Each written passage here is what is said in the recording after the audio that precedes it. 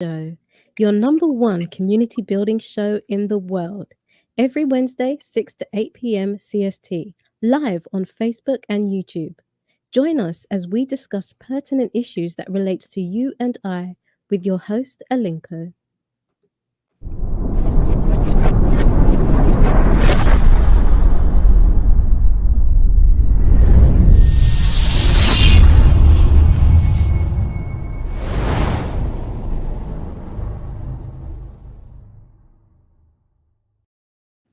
Okay, we are live on the Progressive Mind Show. Hello, everyone.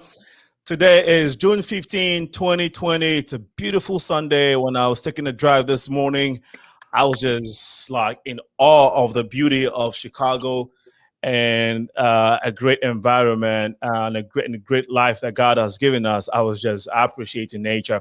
But we're glad to be coming your way. It has been a little bit zigzag with the Progressive Mind Show for the past couple days, couple weeks. But we are working the back end to make sure we streamline things so we can keep bringing you this exciting, thought-provoking conversations on the platform. On Sundays, we have the Finding the Balance episode where we connect the diaspora and Africa, trying to inspire folks and trying to change lives positively. On Wednesdays, we are here also from 6 to 8 p.m. CST to discuss issues that are pertinent to our communities. But today we are going to be talking about sports, the pandemic's effect on sports in general. And we're also going to be looking at the case of Messi. This afternoon, I am glad to be joined by our great guests who have agreed to honor the invitation to share their opinion on what they think has been some of the impact, some of the effects that COVID-19 had on sports. Also in our midst is Benjamin AZARMATI, who is a participant in the current 2020 Tokyo Olympic Games that just took place. He will tell us his story.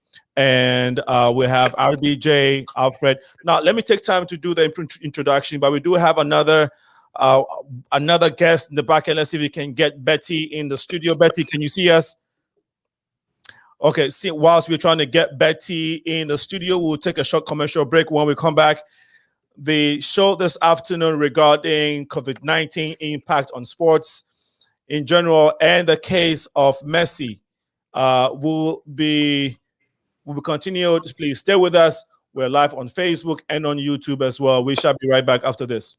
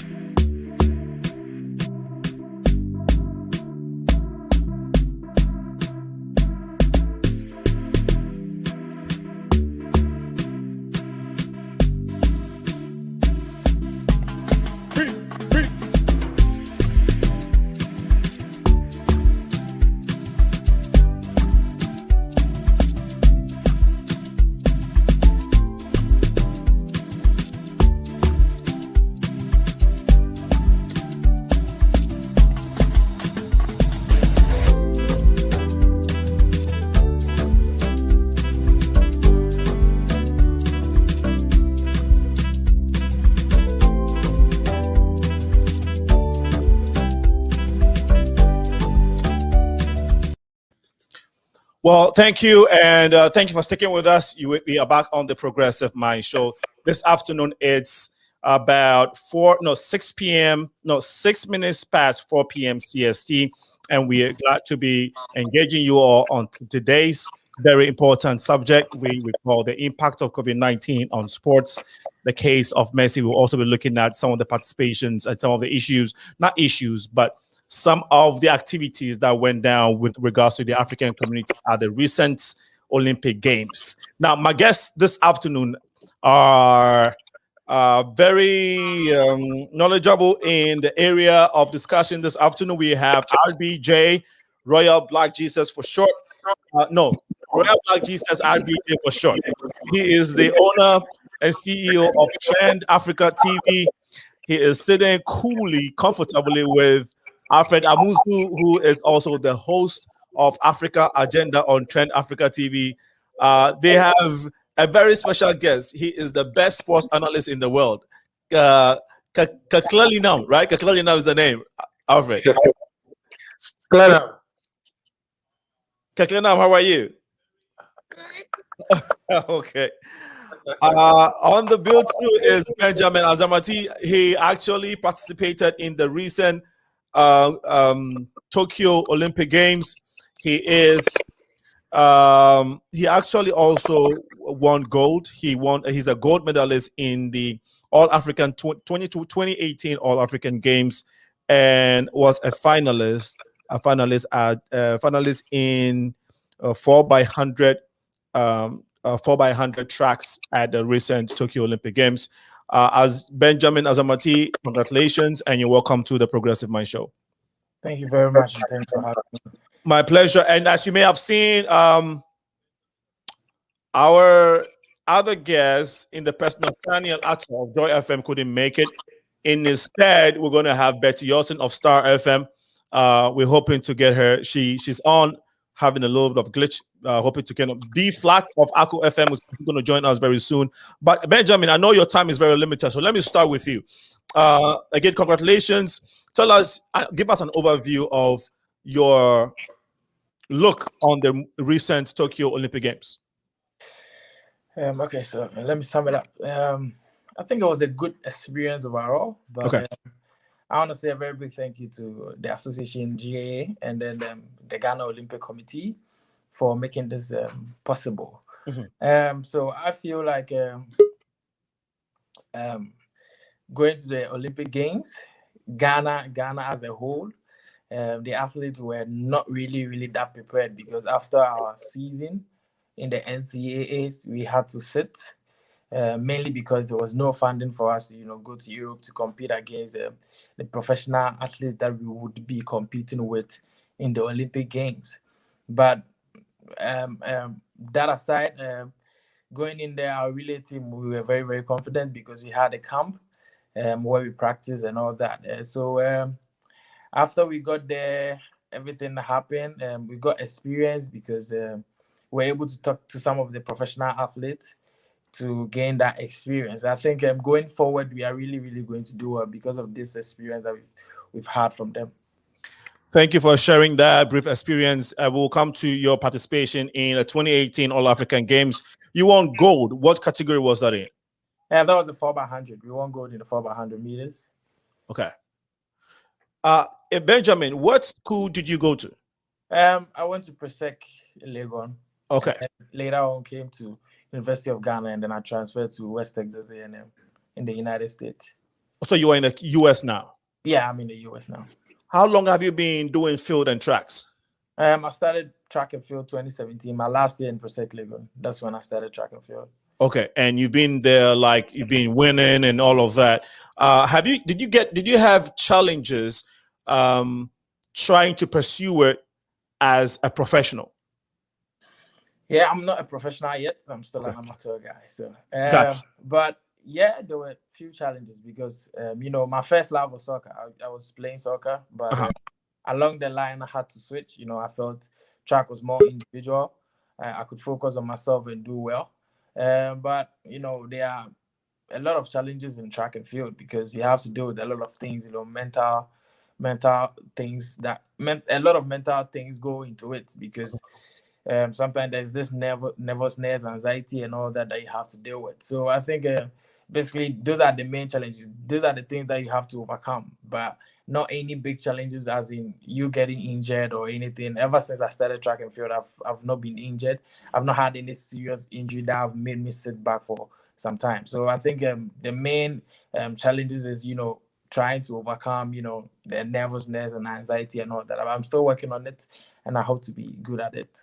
Excellent. Before we go to Black Jesus, what state are you currently located at? I'm in Texas. Nice. And what year did you move to the States? 2020. Was that by scholarship or parents? Yeah, by scholarship. Okay. So you're running for the school? Yeah, I'm running for the school. What's the name of the school?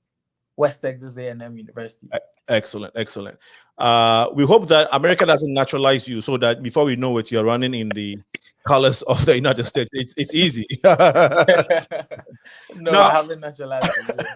Okay. Hey, Hassan, we see you. Hassan, are you able to tilt your phone landscape sideways, landscape-wise? Okay, that would help us a lot.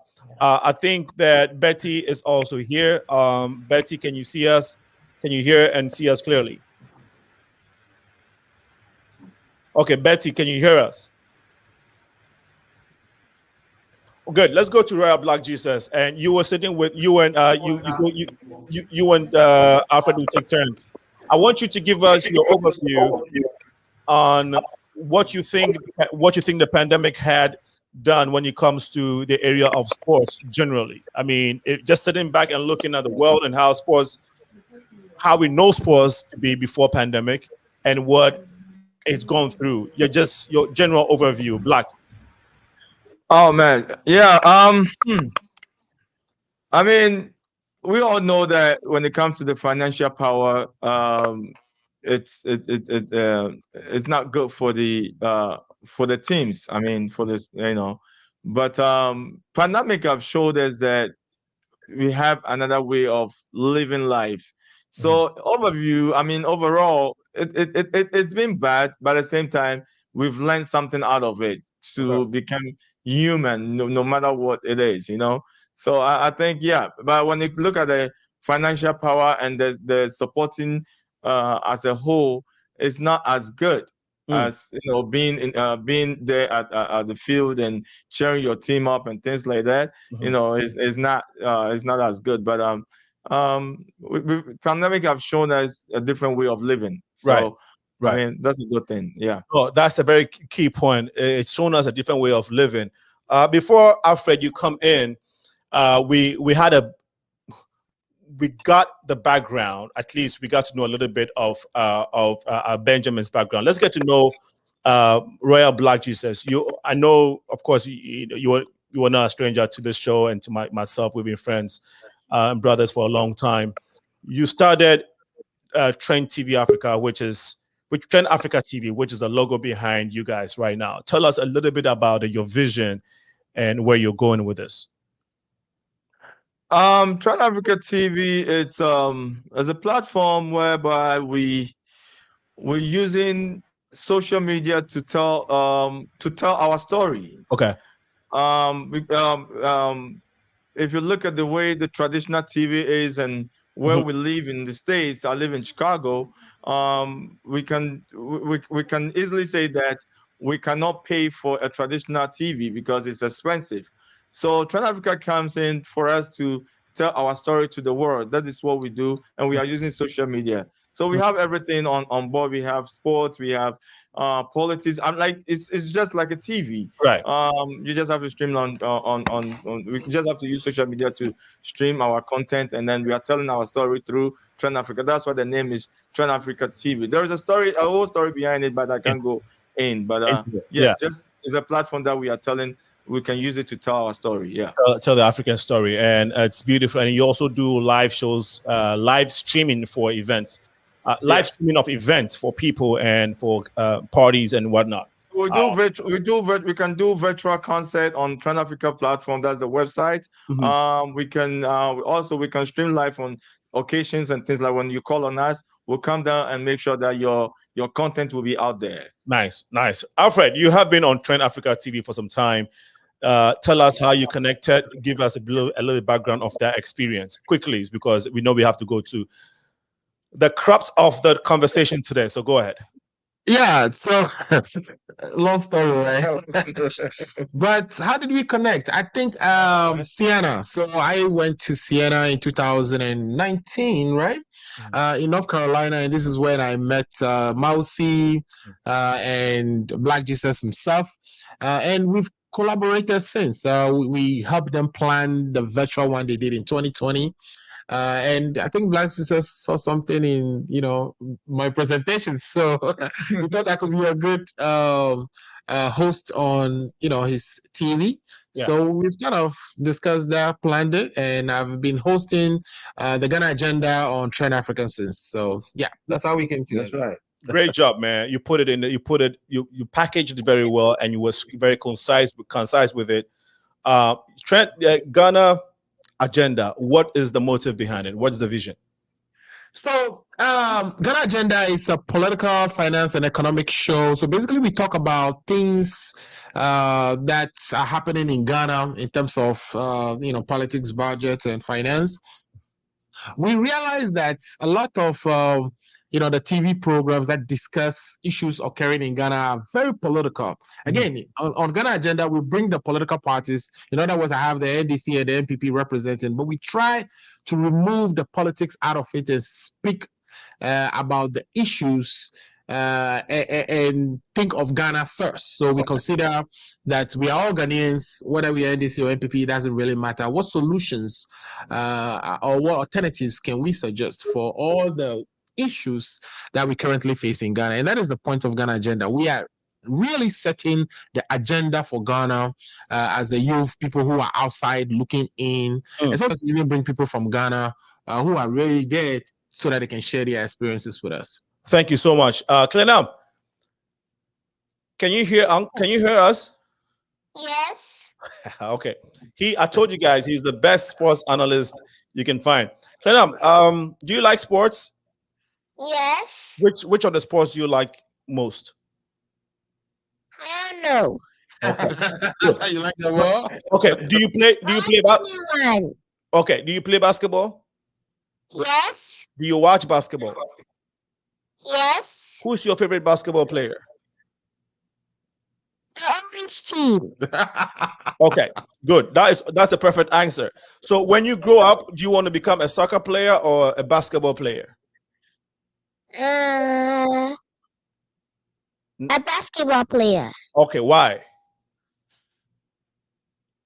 Because I want to. Because you know what I told you he's the smartest guy ever because he wants to. Thank you so much. We're going to be talking to Daddy and Uncle, so you can go play with your peers. But we wanted to get your smart opinion on what we're going to be talking about, and I think you did a great job. In the future, we'll be hosting you again. Okay, just you. Okay.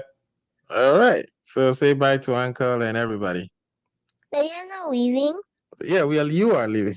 No. Yeah. Clenam, go and play with your siblings. We'll talk to Uncle, and then later we'll call you. Okay.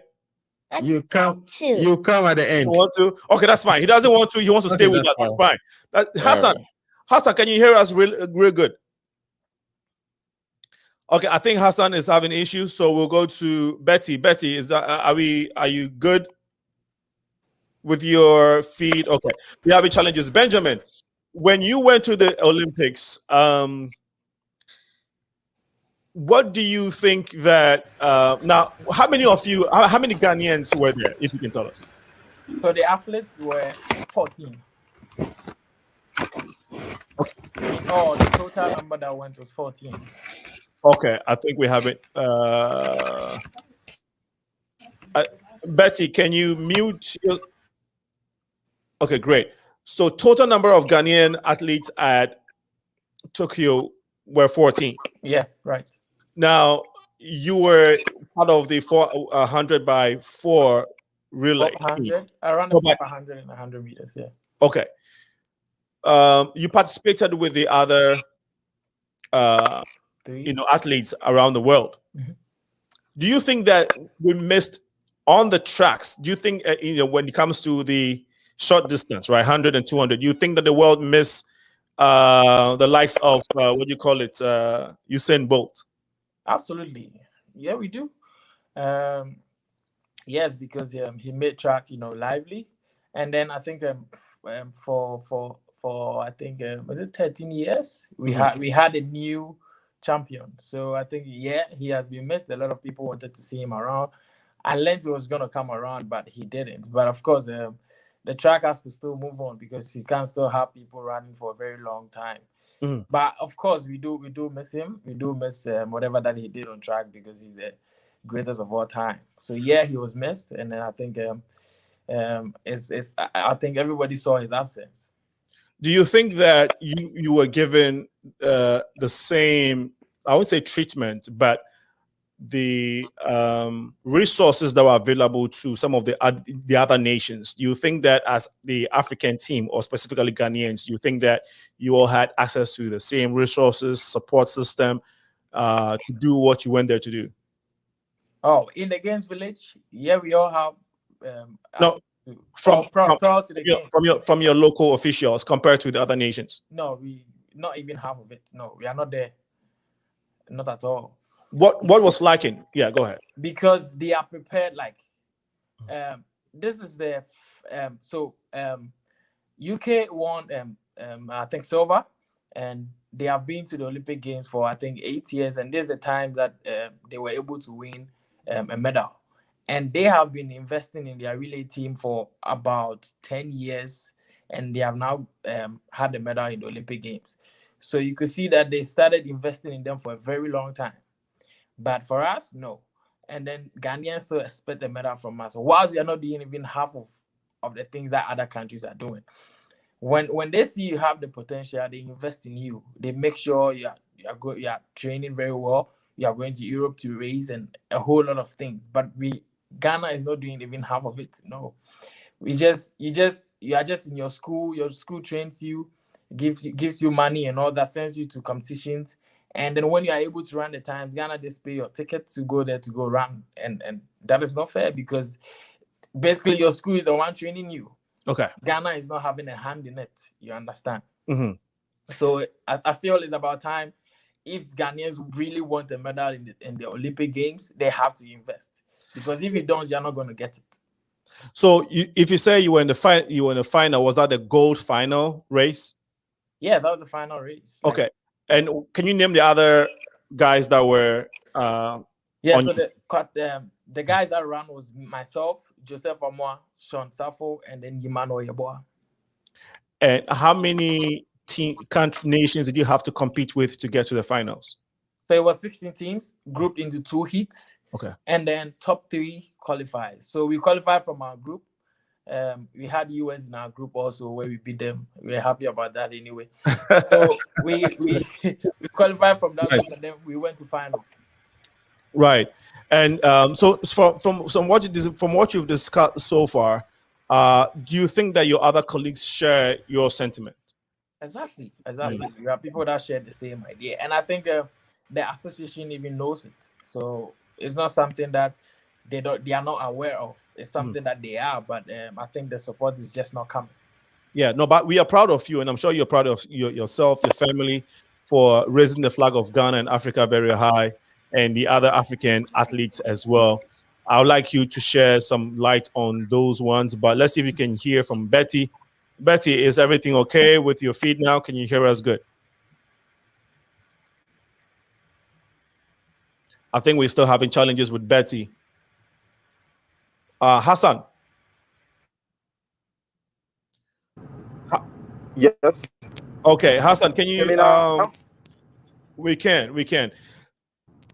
You have been watching sports. You've been following sports for some time now. Your opinion on the effects of COVID-19 on sports. But before you do that, let's get Alfred. Alfred, I know we didn't get your take on the impact of COVID-19 on sports quickly, and then we can go to, because you have been waiting for a long time, and so we can hear from Hassan too. Yeah, so Lingo, I think that's a really good question, and of course, this is a really good topic as well. And I wanted to say congratulations to my brother AZARMATI for his success in the Olympics. As far as impact on sports, I'm gonna describe it from my own perspective, and of course, the perspective of all the people who used to go to the stadium. From my perspective, first of all, soccer was interrupted, and all the games were interrupted, which I didn't like so much, because the games, we all live up to these games. So I'm waiting for Manchester United to play, and that hasn't happened for some time. So that was the initial impact, but also I know that because people are no longer going to stadium, etc. The ticket sales has dropped significantly, which impacted the clubs. But also now everybody's watching. When games came back again, advertising dollars actually went up. So even though they were not getting tickets money, they were getting more money because people were watching on TV more, and they were showing more of the adverts to them. But essentially, what I taught us too is that even in the middle of a pandemic, a disaster as worse as coronavirus, we still found a way to live, to continue to enjoy some of the things that we like so much and work around it. Like, the soccer players, some of them got the vaccine, some didn't get the vaccine, but they quarantined themselves, make sure they still were able to go out there and play the games, which was great. Because I don't know what would have happened for the last 1 year if sports was completely shut down. So I thought that experience was very interesting. But the financing that you talked about, mostly that is an impact that the teams experienced, and most of that came from the fact that they were not selling tickets as they used to do. Yeah. But everything is back now. My team won yesterday, Manchester United, and I believe, are going to be taking the Premier League by storm this year. So watch out for that. And that has been Hassan, do you share? Yes, sir. Do you share the same thing as my brother shared? Yes, I do. And I'm first going to say congratulations to you. You walloped Leeds 5-1 and you had a hat trick from Bruno Fernandes. That's good for you. So, yes, the impact of COVID on sports was tremendous. There was the first shock, there was the doubt. Remember how teams had to say, oh, we think we're going to write it out, until they had one person test positive, and then they started cutting. But one of the things that COVID showed us is that sports is a very powerful barometer for the rest of society.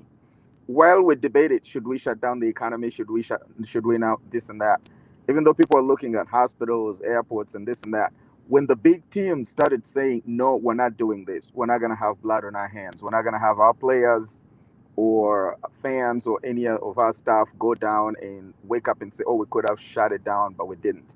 So as teams started shutting down because of COVID, society followed sports teams. So I'm just kind of highlighting the power of sports as shown by COVID-19.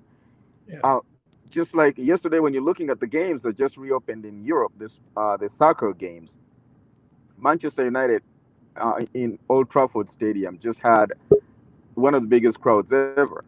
So the removal of sports, the congregation being able to go to the stadium, having that taken away for some time has had people value it so much. People are willing to pay amounts of money that they never were willing to pay to go back to the stadium to watch if that chance is standing out there. So yes, COVID had a very big impact on sports. The money piece is kind of two-way. So they lost in ticket sales, but then they gained in the utilization of social media. The big teams got their social media multiply, folds like 2-3 times. But also what that did is it gave a chance to non-conglomerate entities, people, for example, bloggers, TV shows like this one, innovative, especially young people who are willing to be YouTubers, they show their clicks go skyrocketing. People started watching alternative sources of sports more. And then on a personal level, in my own community, I train kids about 16 and below. They come out every Thursday. My motivation was very simple. When you live in Africa, when you live in South America, those are the two biggest sources of the best soccer players in the world ever. What makes those people who they are? What makes Ronaldinho, Ronaldo? What makes George Weah? What makes Abedi Pele? What makes Philip Omondi from my own Uganda? What makes currently Mo Salah Mohamed Salah? What makes Yeah. Iheanacho, for example? It's Mhm. not that they had organized sports where mom had to make phone calls, get insurance, organize, play 3 times. Nothing. It's because they were able to open their door, just walk out of their house, pick up a soccer ball, pick up 3 more kids, create a rivalry, and play for that. So I said to my community, we're going to do this. So I organized something like that where my kids and other kids, we're about 40 kids every time we come out, just do that. But we were impacted by COVID. We were really hit hard. But it also showed us, when COVID came, we stopped. So restarting actually this year was very difficult, getting the parents back on board, getting everything back in order. But along the way, I had started doing just, I call them like soccer skill drills, which I would send them to the parents and say, hey, your child can do this at home. So the COVID showed us that you can play soccer in ways that you never thought before, that you can occupy a space as small as a very tiny bit of a living room and learn how to juggle a soccer ball. And using these little cones in your basement and learn how to do drills. So when you came Right. back on the field, you were way better. The Yeah. kids on my teams who you saw that were doing their homework when I sent it out to them, told their parents, hey, go buy these cones from Walmart. They only cost you $5. Lay them out this way. Have your child do this drill 3 times a week. Those kids, when they came back, they were blazing. So I mean, it was bad in a way, but for us, it gave us innovation. Again, the ways of innovation I talked about were, like blogging, for example, skyrocketed, but also learning how to play soccer without having the big team, you know. Okay. That's my take on it for now. No, thank you so much. I was going to get to Benjamin, but I think we lost his feed. But you mentioned something regarding some of the innovativeness when it comes to social media and technology in general that that impacted COVID-19, or that was as a result of COVID-19's the impact of COVID-19 on sports, which is you realize that even with NBA, they had like screens, like TV screens in the stands. I don't know how they did that. Black, maybe you were an expert in this. You realize when you're watching sports, NBA, they would have images of, I don't know if there were Zoom images of Right. fans watching the game. How did they do that? I think that was very innovative during COVID. Yeah, You I know what? mean, I missed Okay, go ahead. I missed a lot of uh, the question. I got the last 2 words that you, but I know that it was about innovation. Can you remind me what part of innovation were you talking about? Because the no, audio did not. I'm sorry. I was directing that to Royal Black Jesus, but then after he Okay. responds, you can Okay. chime in on that. I'm gonna listen in then. Okay. So I think, I mean, like you said, technology really, I mean, COVID let us know that there's a different way of living. And this is one of the innovative things that have happened through COVID.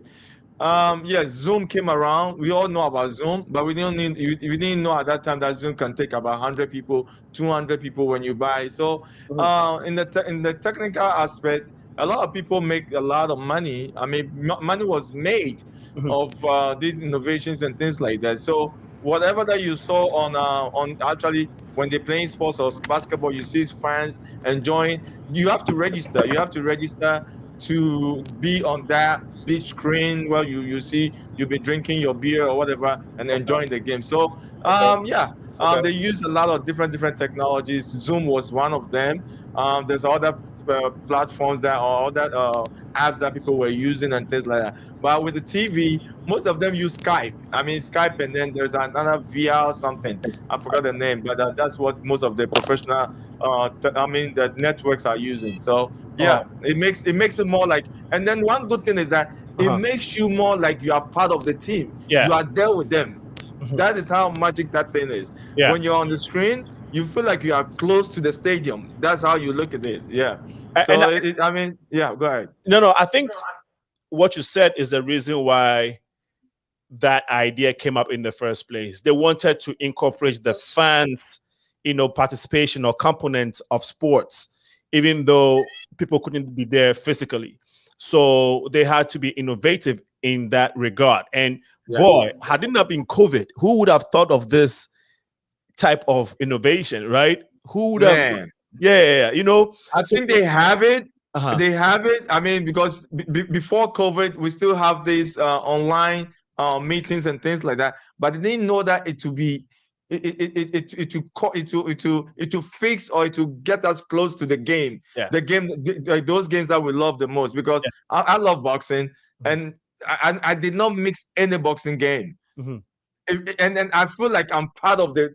It's unbelievable. Yeah. If you actually you subscribe to the program or the app, you feel like you are part of it. You feel like it's just magic. So it's just magic. You literally experienced it. Yes, I did. Oh wow! I did. Wow. Yes. Wow. You feel like you are there. Like that's how magic that thing that was. But so COVID is bad. But to be honest with you, I think we as human, we've learned a lot of things that we can always move around. We can always do what we want to do. I mean, happy yourself, you know. I think that COVID, you're right. COVID brought us a lot of technological innovativeness, and I think that it has added value to our race now. Now we know in times where people can be at physical locations, you know, there's an alternative. But it didn't generate the type of revenue that sports teams were enjoying or getting prior to COVID.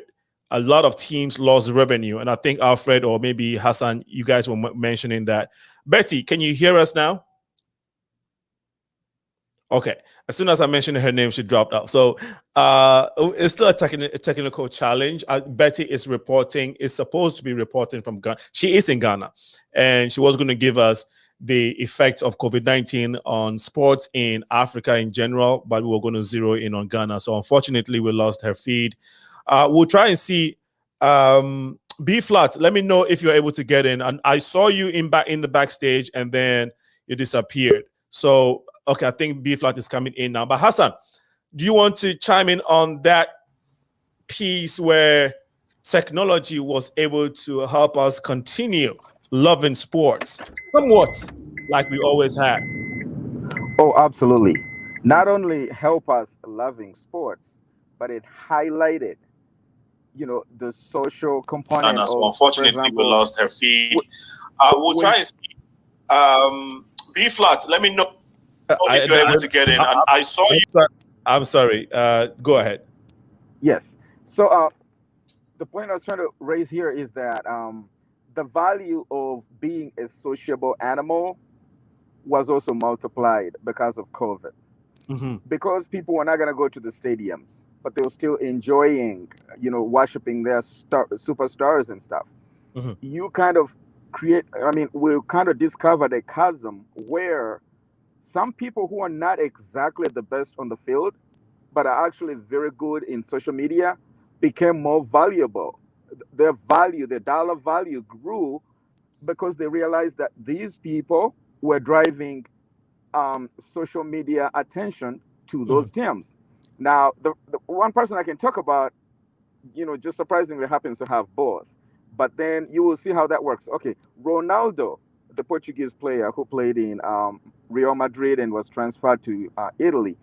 When he transferred to Italy, the value of the followership that he brought from Madrid to Italy, it just blew the entire league in Italy. Okay, and even right now, as Messi is being transferred to France, even though he's not as astute as social media as Ronaldo, you know, one of the most important components that PSG and France is gaining from Messi is the international social media attention on both France and PSG as a team. And now the League of France is gaining way more people watching the entire league because they want to see what can Messi do to this, what can Messi do to that. I'll just mention one other player. Look at a player like Marcelo. He's on the way to retirement, but he was a great player. He's a defender. It's not even a striker, but because he is one of those astute social media animals, he's one of the most known soccer players compared to some of these super strikers that we have. You know, those people who are strikers that are not as known as this one defender from Brazil. Wow. Okay. Did you guys copy that? Yeah, we copy that. We copy it, and we were going to do a special. I mean, we're going to zoom into soccer specifically. So thanks for ushering us into it. Before we we touch on that, though, I want Black to give us his opinion or his perspective on how COVID affected boxing. He touched on the boxing already, but I want to be specific on some of the names, like some of the African names, some of the African fighters who were able to maybe get a belt or defeat, or lost a belt during COVID. Black, I don't know if you have any information on that for us. So we have Isaac Dogbe.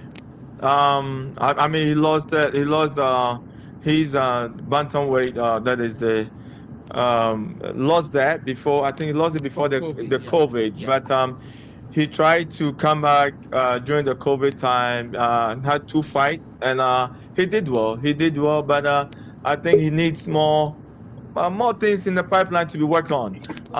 He managed to put I don't want to say sack the father or something, because the father used to coach him, but he put his father on the sideline a little bit to get a professional or better coaches who knows the game. The father helped me from day one to where he is today. But when you get to a position, there's in sports, right, especially boxing, you get to a position that you need people who know the technical know-how to win championship and stay there. But maybe the father doesn't have that, so he lost some steam. Like I said, he won 2. When he came back, he won 2 fights already. So I'm looking forward that he will bounce back and win another championship for Ghana, actually. And there is another guy called Richard Comey, who actually lost his title as well. The comeback was decent, knocked the guy out, I think, around the round 4 or 5. So we are looking forward to see him doing good as well. But the point is, with Richard Comey, very good boxer, but the age factor, he's around 31, 32. So I mean, that will catch fire. That will catch up with him a little bit. And Ghana, I don't even know if he's using his real age or not. But hey, he's, but he's a good boxer. But with the age already 32 years old, it's gonna be a challenging. Come on, Black. I mean, you can't. I don't think. What did you have to? I don't think that it's fair to him to say if it's age in Ghana, if his age is his age is what has been published. Okay, so what we have is his age until he comes out to say otherwise. His age is his age. Period. I'll take it back. Are you trying to say Roger Miller was 60 years when he played in the World take it Cup? back. I think that's his age. 32 years old. Listen to Hassan. Listen to Hassan. Hassan said what? Yeah, go ahead. Are you trying to say Roger Miller was 60 years when he played for Cameroon in the World Cup? I think I think Roger Miller is a different age bracket. At that time, I would say Roger was Roger, and Roger, I would say Roger aged very well, and he was that we didn't even know much about this age thing, but I don't know if Roger was born in Cameroon. Is Roger born in Cameroon? Yeah. Yes. Okay. Yeah, so that raised another antenna, but it's okay. Oh, by the way, I wanted to chip in that you are talking about boxing and you didn't talk about AJ from England. I don't care whether you're born in England. If you're Nigerian blood, you're African. That's over with. That's right. Okay. Yeah. No. I mean, ask about Ghana, so that's why I just narrow it to Ghana. So we have two good boxers. I mean, Richard Comey and then Isaac Dogbe. I think Isaac Dogbe needs to work a little bit more. The only disadvantage with Isaac Dogbe is that he's a little bit too short. And all these people when you look at the bantamweight where he actually bracket to, they are a little bit tall, and they are Spanish people. I mean, and these Spanish people can get down. They can really, really get down. So he needs. I don't know. I want to see him one more time. I don't know how old is he. He's now. But I want to see him one more time. But the first 2 comeback was okay. It wasn't like the way Dogbe was before, but he was okay. I want to see him again with one top-notch like class A boxer, then I can actually say that he can come back. But for now, he's okay. Richard Coleman, amazing boxer, but the age factor, because when you start when you hit the 830s in boxing, it becomes very challenging. Okay. Yeah, so because all these young ones are, I mean, the guy who actually knocked him down, that Teofimo is about 22 years old, strong. I mean, and live here, so well, nutrient. I mean, so we have a long way to do. The bad thing about Ghana is that we forgot to put money into GBA, that's the Ghana Boxing Association. We forget. I don't know if we lost that steam because of the likes of Azuma Nelson and Ikwate, Joshua Klate, Emmanuel Klate. All these people made it by going through the same trenches. We need to put money there because before all this soccer hitting the world stage, boxing actually made it there, put Ghana Yeah. on the map first. Okay. So Yeah. we have to put money into GBA. Now, thank you for giving us a great insight, or great, I'll say, insight to how COVID-19 affected Ghana's boxing, and how these professionals were able to thrive and achieve things for themselves and for the nation and for the continent. But there are also other boxers, like Hassan was saying, Anthony Joshua, Israel, what's the name? Israel, the guy, the UFC guy. Ngannou? No, Ngannou's a Cameroonian. UFC, Israel. Yeah, Israel. Yeah. The Nigerian. He's a Nigerian. And then Kamaru from Nigeria too. So these guys literally travel. What is occurring to me is, maybe because boxing is a lonely sport, it doesn't involve a lot of people. I don't think COVID-19 had that much impact on the professionals as it did to the other sporting disciplines. Would you agree to that? I mean, Hassan. I would, one way or the other, but at the same time, boxing, even though it's a one-man sport, it is so dependent on the crowd. Really? Performers, when you talk about, okay, so the master of performance is Floyd Mayweather. This man figured out one thing, that this thing is all about the win and to do it in front of people. Okay, so they feed off of the crowd from the stadium, those ululations, the whistling, the heckling, this and that. And again, it's kind of not fair that I'm using an American boxer for this, but hey, he's an African boy, Floyd Mayweather. This boy figured out that white people will pay to see me fail. Let me always make them think they're gonna make me fail, and let me always win in front of the biggest crowds while I'm betting them down, and I'll continue to get my millions.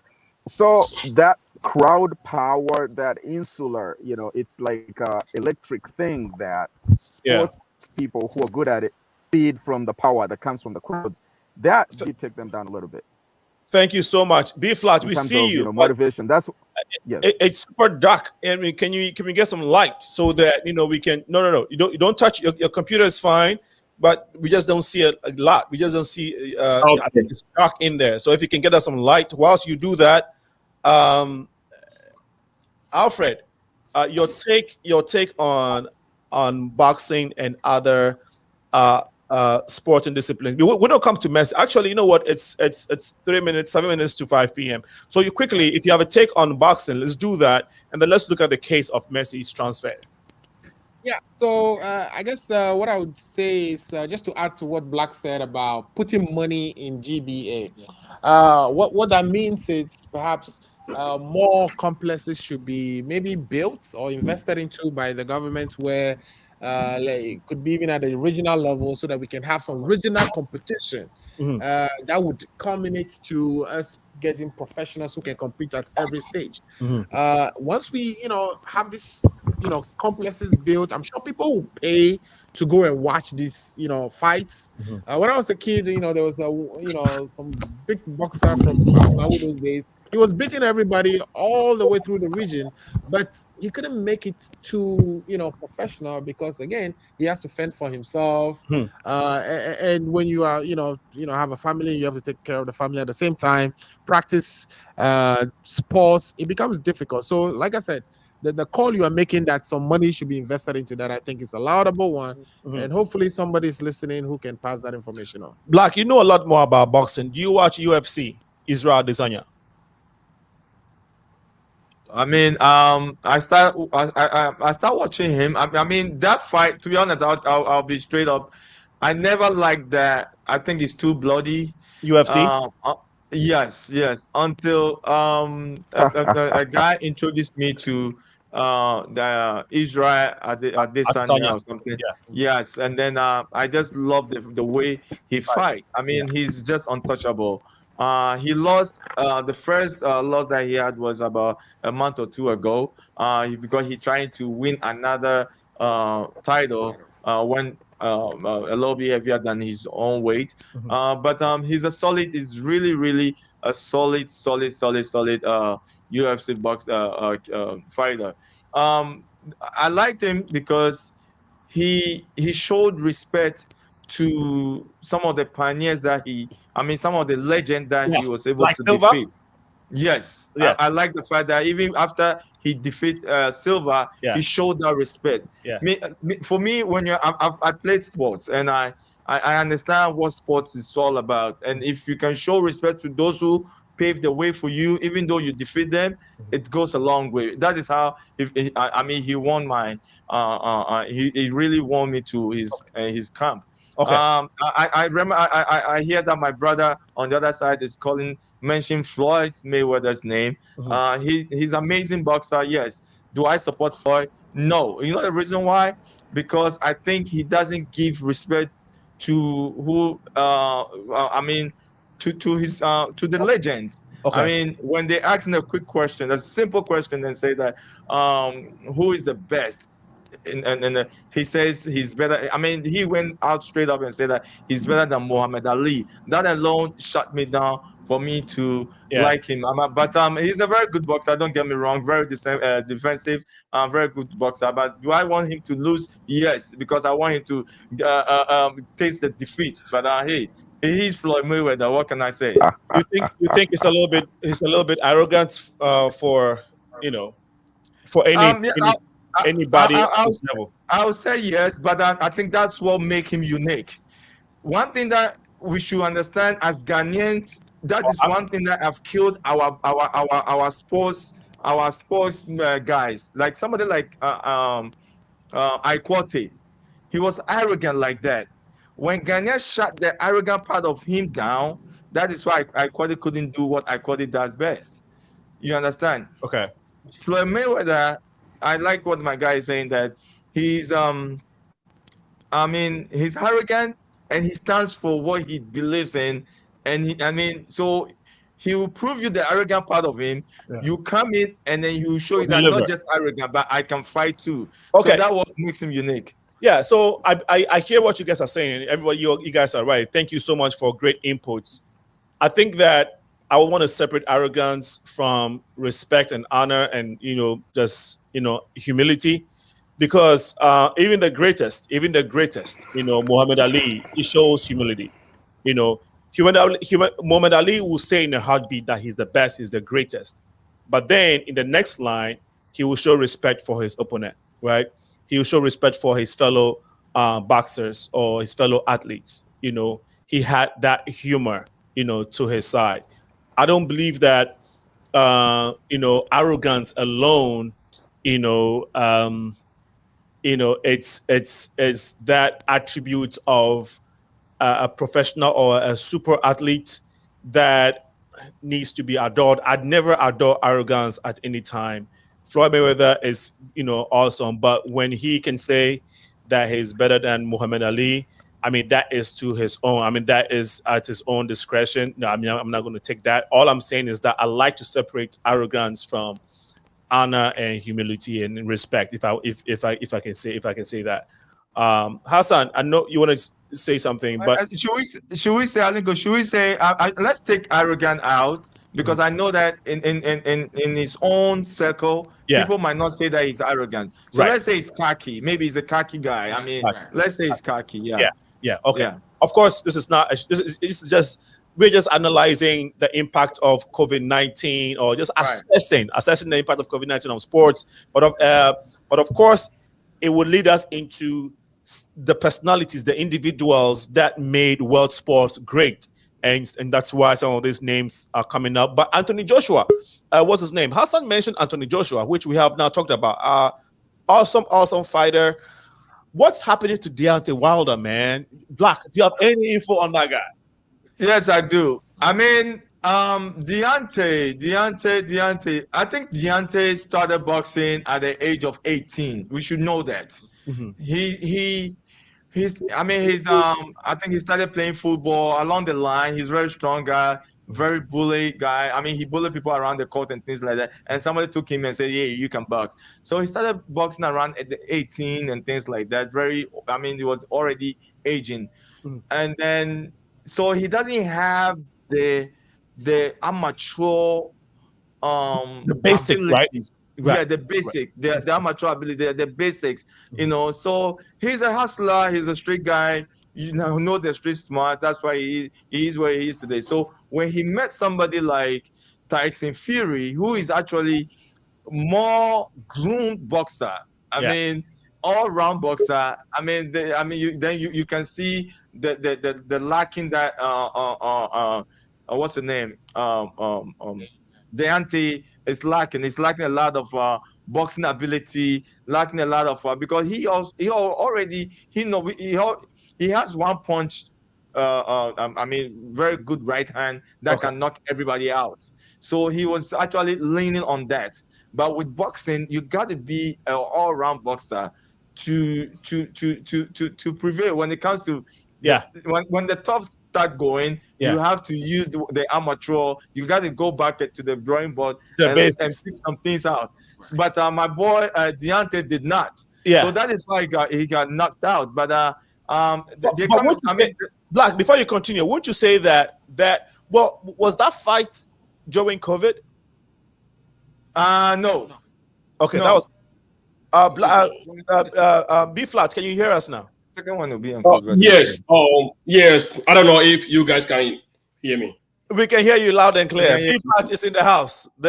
He is the top host of sports at ACO Radio here in Chicago. My man, welcome to the show. Nice to see you, man. Well, but okay. So Deontay did not. So that fight didn't take place during COVID, right? Yeah. That fight, there was a full house. Okay, but now that we're talking about it, I think Deontay also mentioned that the armor that he wore that night, he wore that. Oh, seriously, I mean, he wore that thing for at least 15 to 20 minutes. Yeah. Right. Yeah. And for any fighter going into a match of that magnitude and an opponent of that at that level, it's definitely going to have an effect on you. I mean, no matter your basics, no matter your training, you can't carry that armor on you that whole time. I don't know what got into his head, but don't you think that he has a point when he makes the excuse of that armor? B flat, I know you've been listening to us for a long time. Do you want to chime in on this before Black responds? Oh, yes. Thanks for having me. At least, you guys are making a great point. I know you just finished your sports show, right? Sure. Yeah. I'm trying to keep my light. And once you told me I need some light, I've been walking around my house and I'm trying to get a light. But I believe it's okay. From today, go buy some floodlights. Okay. Thank you. Let me go back to Black point. You see, I think he was coming from a different perspective. He wasn't saying like, we in terms of respect in that aspect. He wasn't saying that no. You can do whatever you want and come to the scene. No, he was trying to bring a point, but I think we missed it. Okay. Let me tell you, our culture put people down. Sometimes we have a whole lot of people who can do a whole lot of things, but because of when a grown-up person says this, hey, shut up. You can't say anything. Right. I believe that was where he was coming from. And we all know Ike. Who are you referring to? I'm talking about, I mean, the question that you posed to Black about Ike, that in terms of respect and humility. Okay. All right. Respect and humility. Yes. You see, there's a thin way. There's a thin way between respect and humility. And you came up with, that guy, he will speak up. He will come out. But when you go to the field, he will perform. He'll deliver. So, that's the way it is. And you're right. You're right. I think in soccer, you have someone like Ibrahimovic, Eric Cantona. They will brag and say all that. But I think theirs was more, like you said, cockiness, right? They didn't necessarily like disrespect or literally try to look down on anybody. They would talk and like someone like Mayweather. No, the guy from Italy, from Ghana, but was born in Italy. Yeah. Mario Balotelli, yeah. Yeah, they're cocky, very cocky. But he would deliver, right? Yeah. So I guess that's what we're talking about. And no, listeners, this is the Progressive Mind Show. We have been talking about the impact or the effects of COVID-19 on sports in general. We looked at NBA a little bit, how people became innovative by including virtual spectators at the fields and sports arenas just to keep the games going. Yes, revenues were lost, but we still kept the game going one way or the other. In soccer, we are going to be diving into it, but we touch a little bit on soccer. We had an Olympic finalist in the person of Benjamin AZARMATI, who represented Ghana at the recent Tokyo Olympics. He was on the show for a little bit, but he had to leave because he needs to meet with the school president. And so this has been our conversation so far. We've had Betsy from Ghana was supposed to be joining us, to be giving us the an in-depth analysis on impact of COVID-19 on sports in Africa in general. But of course, due to technical glitches, that didn't happen. So please pardon us. You can join us if you're watching us on Facebook. We encourage that you share it. We're on Facebook, we are on YouTube and Twitter as well. So please make sure you are sharing from those feeds. Our brother Ed says, "Congratulations, Benjamin, your team for proudly representing our great nation Ghana in the Olympics with limited resources available to you all." Thank you so much, Ed, for your comments. And we are talking to RBJ Royal Black Jesus of Trend, CEO of Trend Africa TV. With him is Alfred Amuzu, who is a host of Africa Agenda on Trend Africa TV. We have B Flat with us here. He is the host of sports at Akko radio station here in Chicago. Hassan is also a youth soccer coach. He's been with us helping with the convo, but as you probably have seen, we also experiencing technical glitches, as has been the case for most virtual shows or most virtual engagements. So please bear with us as we keep the conversation going. In this segment, we want to look at the case of Messi and Saka proper. And I know this is where B Flat is burning. He's He's ready to give us all the jabs on soccer. But soccer is huge for Africans and across the globe, right? Look at when World Cup comes around, the whole world is in frenzy. There are others for sporting disciplines. We have basketball, you have, netball, volley, all of that.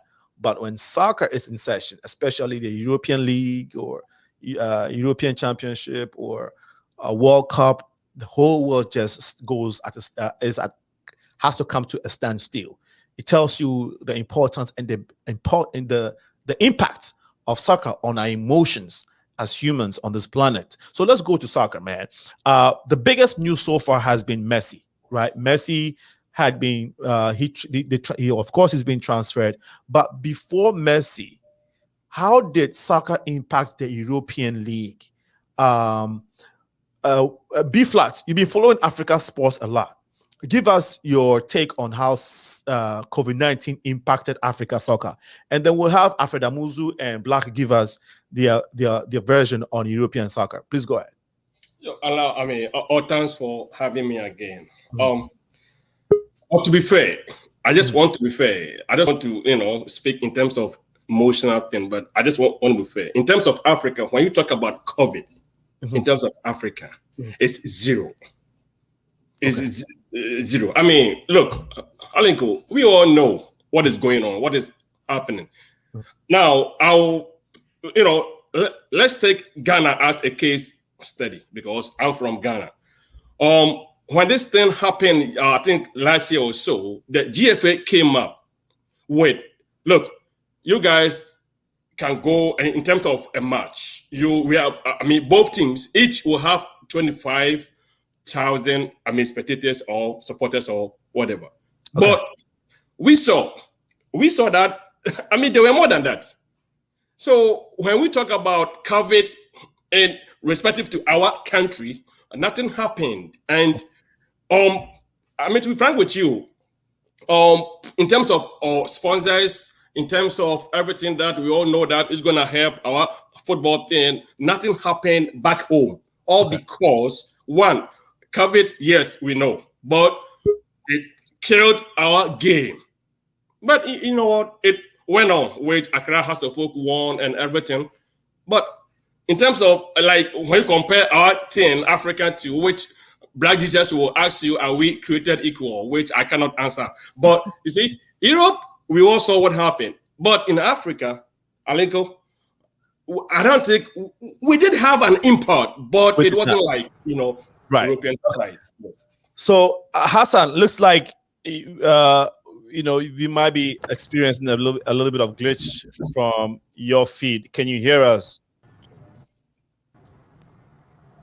Okay, Hassan, there is a challenge. What our advice is, try going out and see if you can log back in successfully. Sometimes that's the trick. So just go out and try coming back in. B Flat is saying that COVID, in essence, did not really affect Ghana soccer. Okay. Joe Wusu saying that COVID-19 impacted all sports in the world. Yes.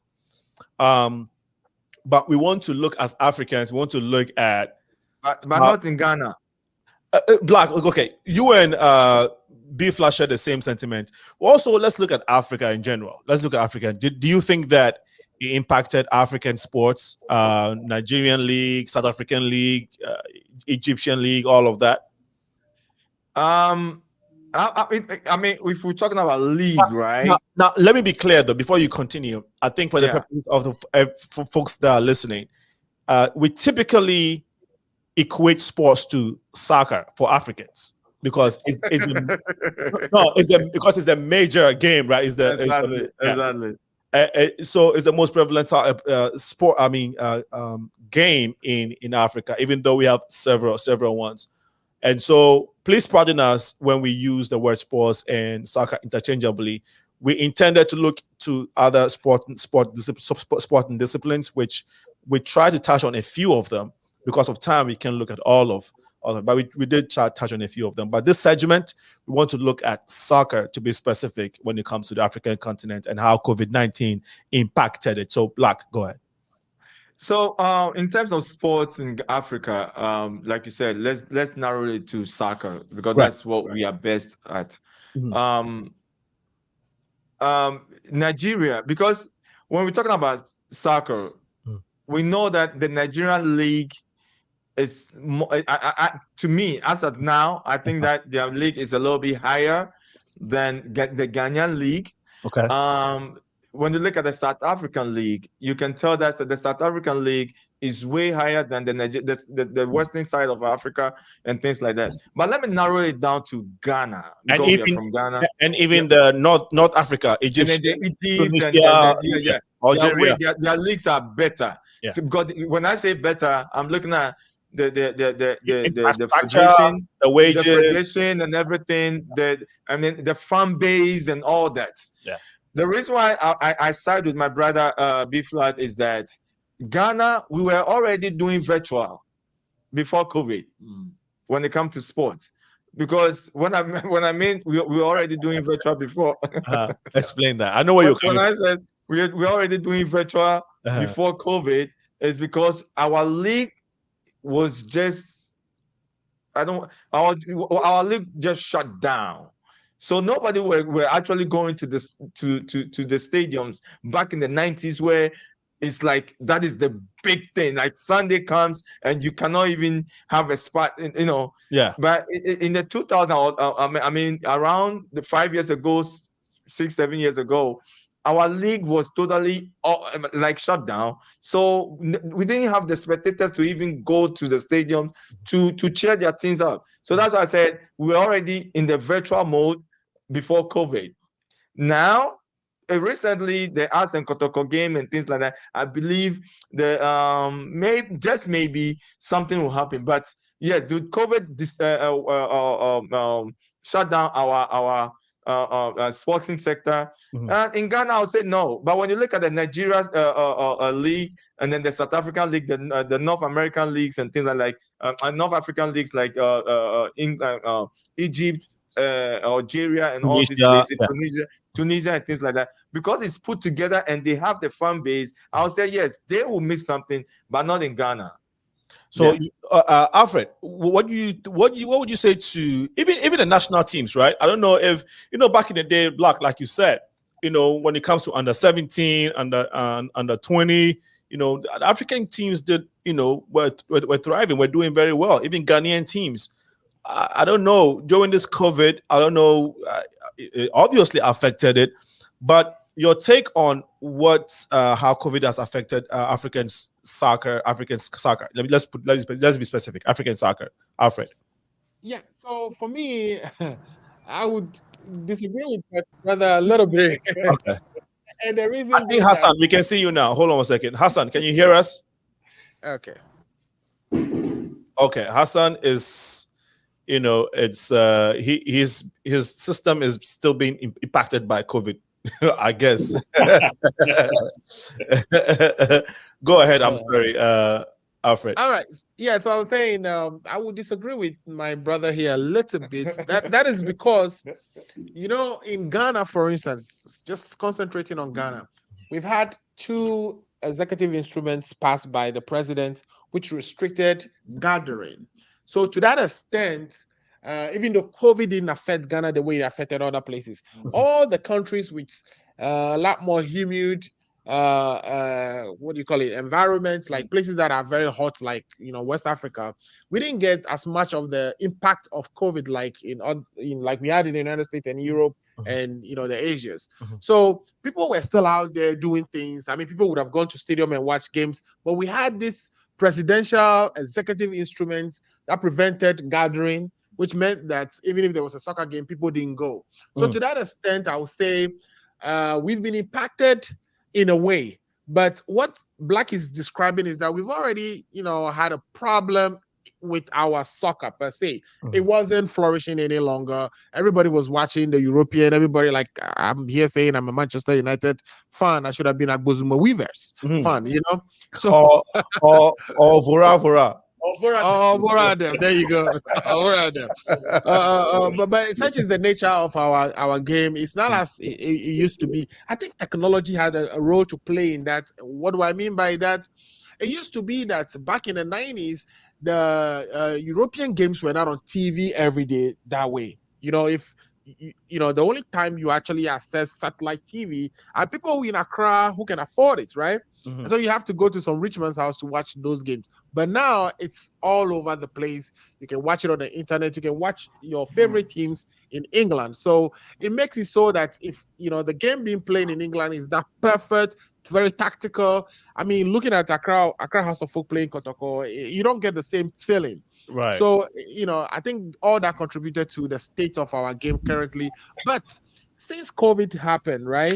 Recently, the Kotoko and Has game that we saw, it's actually, it's kind of sort of a revival. And that also happened at the same time that the European games were on vacation, right? So you can see everybody went and watched that game. But hopefully that is a beginning of something new. We want to, I saw so many people declaring their, teams. Some supported Has, some supported Kotoko. In that case, I'm a House of Folk. But Kotoko. You are Kotoko. Okay. So we hope that spirit is revived and that our soccer is back to where it was back in the 90s. Great points, guys. Great points. And my little sense, my 2 cents to what you guys still have discussed with regards to, people we Ghana experiencing virtual support for soccer, even before COVID.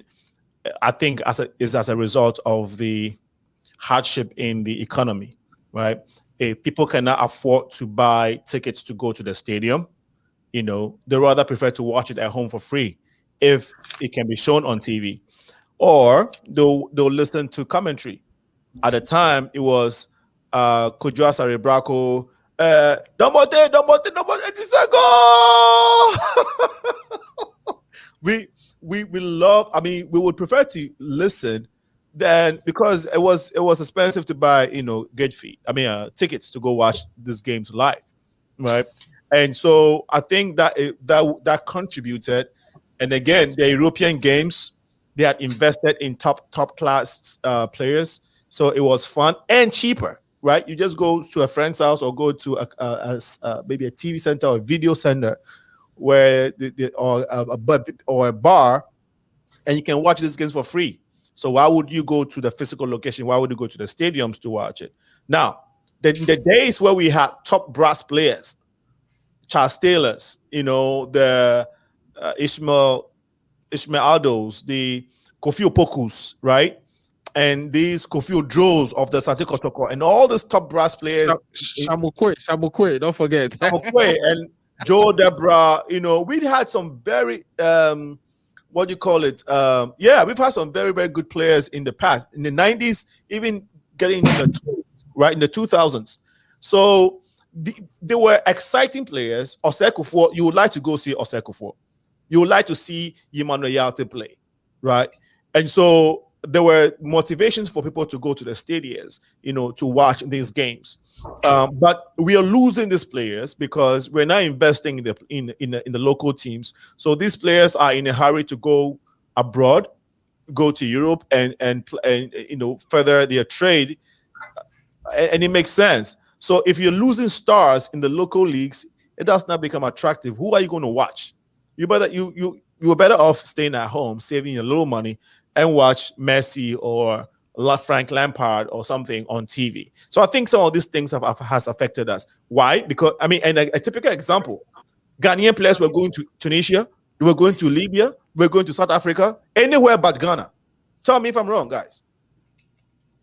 All right, I think to add to what you're saying, I think what really kills Ghana soccer for not going to stadium to watch these local boys again is when the coast league was demolished. Okay, that is what actually killed Ghana soccer. Because remember, when we were playing coast at that time, because we became area champions. Yeah. So people, when you are drafted to, at that time they call it first division. When you are drafted to first division, because you are a local champion, the people in your local district will definitely come to watch. The stadium to watch you. Right. Now that those things and those tools are not around, who is the local champion? But now Black, Ghana, realize why. Black, I don't want to. I'm not trying to interrupt you. I'm sorry. I apologize for doing that. But I wanted to add this point quickly before I forget. Remember that these same local champions were leaving the shores of Ghana and even Nigeria. They were leaving the shores of their local countries or their local constituents to Libya, South Africa, Algeria, Morocco in a heartbeat. Okay. The reason is what I'm trying to say, you cannot leave the shores of Ghana when you are playing coast or when you are drafted to us. At least we have the likes of the Ishmael Aldos and then Dobotes and things. They went through all these local channels, Odro Dems and things like. They went through all these local leagues and things, coast teams and things like. And look at Odro played Kotoko for more than 5 to 6 years before, even maybe some of them didn't even travel, but they did well in Ghana, right? Yeah. So when they took that from the Ghana league or the soccer bracket, it really killed the game. And I blame my brother Kofi Nyantechi to do that. And now I think the new and I think B-Fly to attest on that, the new GFA who is coming on board, I'm actually on board now, trying to bring the coast team back, and I think that will help Ghana. That will actually help Ghana. B-flat. I still stand on my point that it's because of the economic system. These guys are in a hurry. Even when they come to the Premier League, they are in a hurry to go to Europe or anywhere else than Ghana. And it even happens in Nigeria, right? And these players are going to Nigeria and going to South Africa to find greener pastures than staying in the local teams. And we're losing stars. And I still stand on that ground. So Black, go ahead. I mean, sorry, B-Flat. Thanks. Alfred, my brother Alfred, Manchester. I mean, please, let's put Manchester aside before we come to what we're talking about. I agree with Black, but you see, I think he has already spoken how people move from our leagues to the other countries. But Alenko, let me say this. Do you know Nigeria, since last year, they've made a law and regulations that a player should be paid not less than $1,000. Okay. It came from their parliament.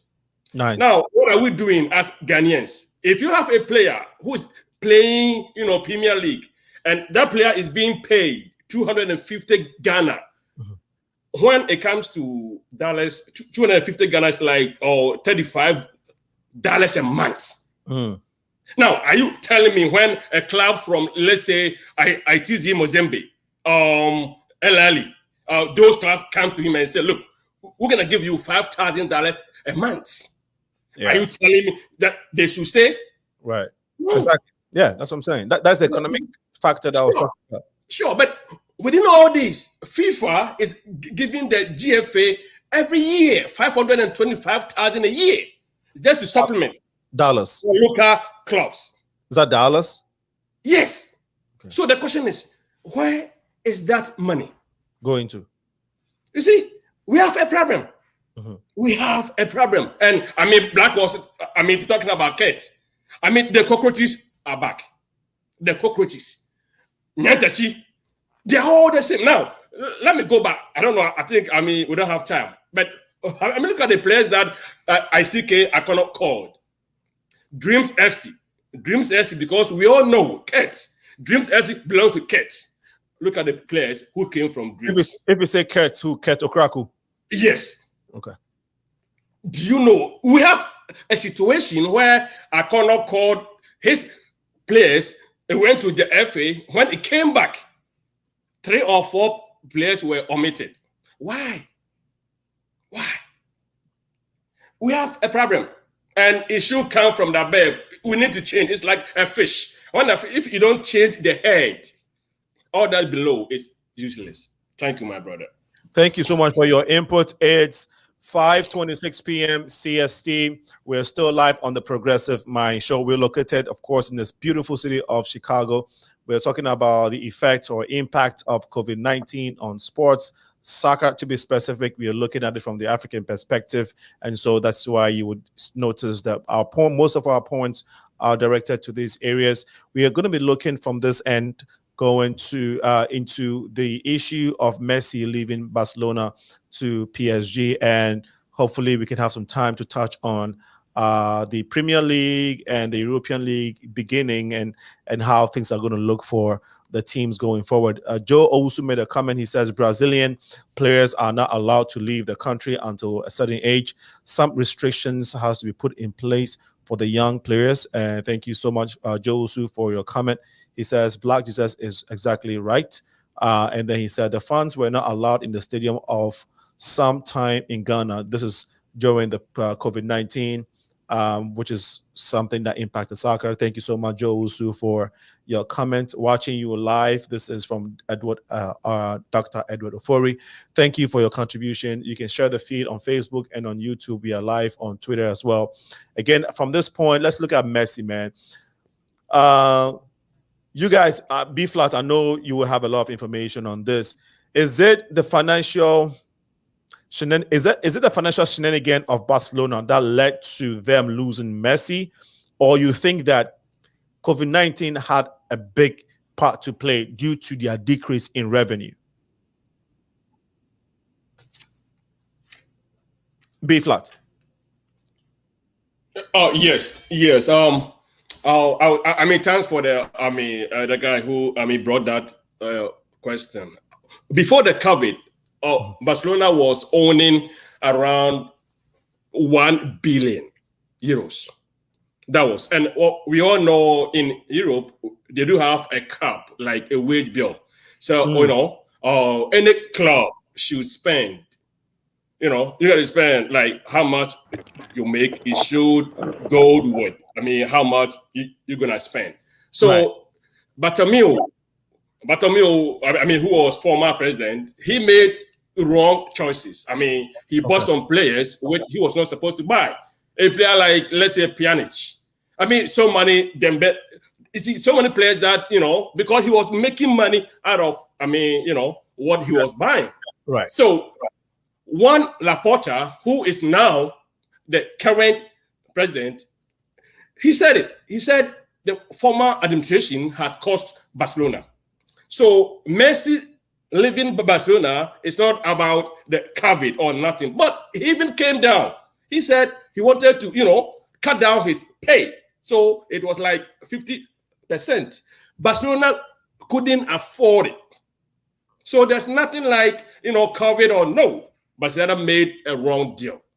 Don't you think that if without COVID, they would have gotten all these people coming to tickets, they would have gotten a lot of money from revenue from tickets, because people would have been going to the stadium, they would have been selling merchandise as usual to curb the financial loss that they occurred. Don't you think that would have helped if COVID was not in the play?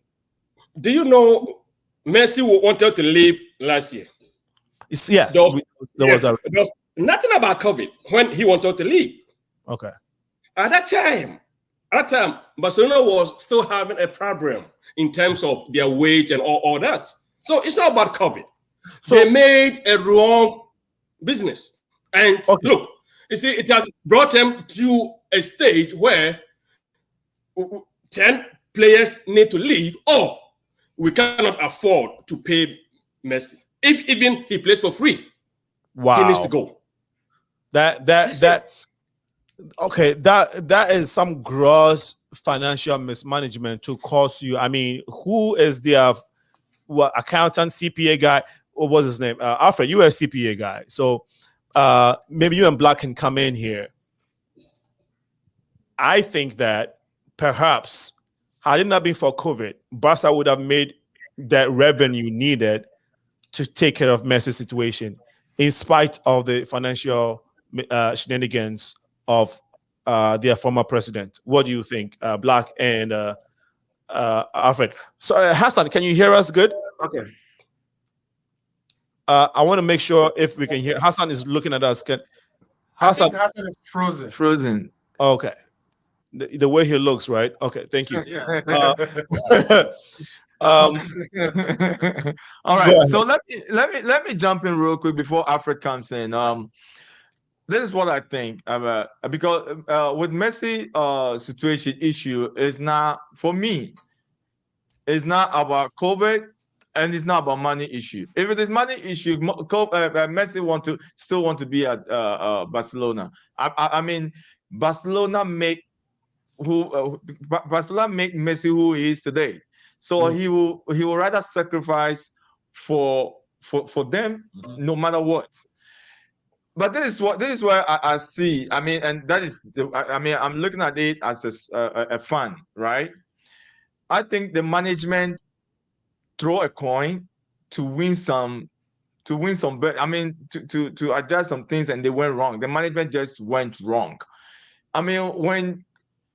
When you can sell a good material like Suarez to Madrid. Atlantic, right? Atletico Madrid. Madrid, right? Atletico Madrid. And they won the championship. Atletico. And then Messi have nobody to play with. Believe me, Messi will not. I mean, he's a legend already, but he will not lose that steam to get that disgrace, because losing 4-0 and I mean, look at the Champions League and things that went on and things like that. He wasn't happy. He doesn't have, and even if Messi cut down his pay and then they cannot buy quality players to come in to play with Messi, I mean, he will move no matter what. Messi cut down his pay to get some players to come in. They couldn't afford no player to afford. I'm not saying I love Aguero, but Aguero is over the cliff right now. So Messi will not stay to play with Aguero. I mean, we all know that even in their national team, it's not working. And so he will make a move to still get that legendary status, I mean, that name out there before he will retire. So either money or no money, COVID or no COVID, Messi will leave because the materials are not there. It's just simple as that. And Messi needs to play with people that can work with him. Okay. When it gets to a point, Messi was doing the dirty job for him to, I mean, come on. I mean, he's Messi. Well, B flat wants to. Yeah, can I make a point? Yes. Yes. I just want. I mean, I just will just make one point about what Black is saying. You see, we always, in terms of sports, it's always about records. Either you like it or not. It's not politics. It's what the person has done throughout his or her, and all that. He came out and said he wanted to leave last year. He wanted to leave. He couldn't come on, but now he wanted to stay. But Barcelona. Oh, I mean, he didn't say that. I'm talking about records. What he said. Maybe what you are saying is true, but he did not say that. All that he said, he was coming in with Jorge Messi, who's his father, Jorge. They were coming to sign a new contract. When they got there, things changed. Why? Because Laporta said, look, because of money issue, we cannot afford you. And he cried. We do have the videos and all that. He wept. So what Black is saying is okay. But all that I'm saying is Messi wanted to stay. But he said Barcelona did not allow him to stay. Barcelona didn't have the funds to keep him. Alfred, you want to come in? Reason why I want from an accountant financial standpoint. Right. How can a team as huge as Barcelona not take a careful look at their books to make sure that they are able to keep their most prized asset? Who wants to lose Messi as an organization or institution or whatever? Please help. Let us understand how some of these mistakes can be made, because this is unpardonable. I mean, go ahead. Yeah, so the first thing I'll say is most of these sports teams are not run to make profit. These are organizations that are run, mostly they make losses, and the owners, because they have other businesses that make profit, they use the sports team as a write-off against the profits that they are making in other places. Okay. But essentially, as somebody who enjoys the game as well, what I want to say is I think Barcelona moved away from Messi since last year. They started buying people like the guy from Atletico Madrid they bought, the French guy. Oh. No, Suarez. Griezmann. They brought Griezmann. Yeah. They brought Dembele. Yep. They started moving away. I think they had a plan already to move away from Messi. Because if you look at even what happened, right? Yeah. Messi went there to sign a contract. He said, no, you can't sign a contract no more because we can't afford you. But they said, oh, don't worry, I'll drop my money. They said, we still can't afford you. Yeah. Right. So it almost sounds like they wanted Messi gone. Yeah. The only person who wasn't in on the whole plan was Messi himself. Yeah. Because Messi said he went to Barcelona when he was 13. Yeah. All his children were born there. That is his home. Yeah. Technically. Yeah. And so he didn't want to leave, obviously. Yeah. But the team moved away from Messi. The last person they bought, which actually should tell you that Messi was not going to be let stay, was Depay.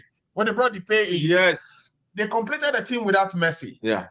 So, I think Barcelona move away from Messi. I don't even think I'm losing have you anything guys. with I money. don't know. They just wanted to get rid of him. Yeah. I think, And no, I think, Alfred, you just spoke to what I was thinking, because how could any, there is no way any organization would, knowing, I mean, you have your books, regardless of how your revenues or your finances is looking. And like you said, he wanted to take a pay cut. So how would the whole Barcelona not have the finances to take care of, the basic needs, or not basic needs, but, keep Messi if they wanted to? So the point you made, Alfred, is, I think, what it was. B flat, I know you wanted to say something. Okay, we have a little bit of issue with B flat's feed, but that said, let's take I think Joe also says Barcelona was sinking like a ship. Well, that's true. Yeah, I don't believe that, but that's a great point. I don't believe that either. I mean, they were bringing players in. They brought in quality players. All the people they were buying were not just Gerard. It's not just any other player. Depay was good. He was tearing the game up in France. Griezmann was good. Right. Yeah. Dembele and Manchester United was trying to buy Dembele off them because Dembele is always hurt. They didn't want to sell Dembele. So it's not like, Barcelona was sinking. Barcelona was not sinking. So Joe also just made another point, but Messi can't survive in the Premier League. Okay, so now Messi has left. Whether the Barca wanted it or not, he's gone. But no, actually, let's look at again. Something just came to mind, Alfred. Why would Barcelona now want Messi anymore? Considering everything. Well, I'm not in the dressing room, but I think people who play with Messi will tell you. I don't think Messi is the most friendly person. Yeah. Even he was having difficulties with his Argentina team, if you recall. He couldn't win anything with Argentina for a very long time because there was that lack of chemistry. You could see it. So I don't know how he was even having problem with Griezmann. Yeah. So they were not connecting on the field. And perhaps they were trying to build a team around Messi, and they did that before, bringing Suarez and co in. But once Suarez left, it tells you that the team that they built around Messi is disintegrating. Yeah. They are building a new team, and Messi didn't fit into that plan. Yeah. And then Neymar also left. Neymar also left. Yeah. So Messi no longer fit into that plan. Yeah. They decided, B flat, do you suspect that Messi as a person, or the god, the image that he had become, did not allow him to play, to work well with other players on the pitch? Do you think that he has a personality that pushes other players away? It might not be seen, but internally in the dressing room, do you think that might be going on? You suspect it?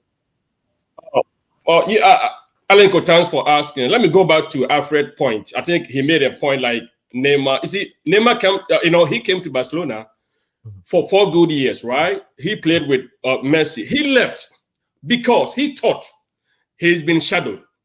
Because either Messi, we like it or not, any team that Messi goes, either you like, you are Mbappe, you are whoever you think you are, you go down. Let's talk about Ronaldo. When he was at Real Madrid, look at Benzema. Benzema was playing very good football, but because of Ronaldo, he wasn't even mentioned in anywhere. Okay. When he left, now Benzema started coming to the scene. Messi, you see, he had 778 games. He scored 672 goals. Let's not forget about it. He came to Barcelona when he was 13 years. He's been with them, and he said during his speech that he wanted to stay and retire. He has, those, children and all that. But there is always time for everything. Anything that has a beginning has an end. Yeah. So, no, but B flat, again, you have followed soccer for a long time. You think that Messi has a tendency to wear off other players in the dressing room because of who he is? Yes or no? Okay. Yes or no? Yeah, the reason why I'm saying yes is our own Kevin. No, or Boateng. Is it Kevin? Kevin Our Boateng. own. Yes, yeah. Kevin went to Barcelona. He left because of Messi. Because Messi told the coach, he doesn't want to see Boateng out there. So, Wow. Really? Yes. Oh yes. Boateng left because of Messi.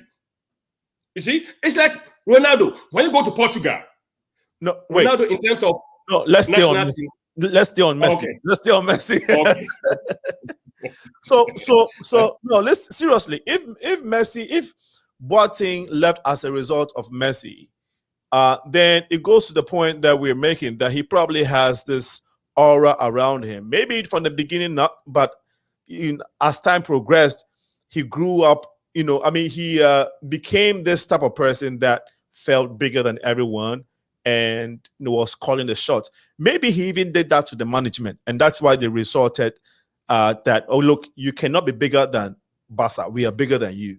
And they decided to let him go. I'm not saying that, but I'm suspecting that if he really actually caused Kevin Boateng to leave by saying he didn't want Kevin Boateng out there, some were even saying that he influenced Barcelona in getting that coach. You remember the coach from not Costa Rica's coach, but you remember? Are you talking about Titi or Titi, or which one are you? I mean, which coach are you talking about? This coach, the one that came from Black. You remember that? No, you know what that player that had this. Oh wow, I'm drawing blanks now. But his South American coach, they won the Copa. Okay. The one. Is he from Chile? Chile, the Chile coach. Yeah, the Chilean coach. Yeah.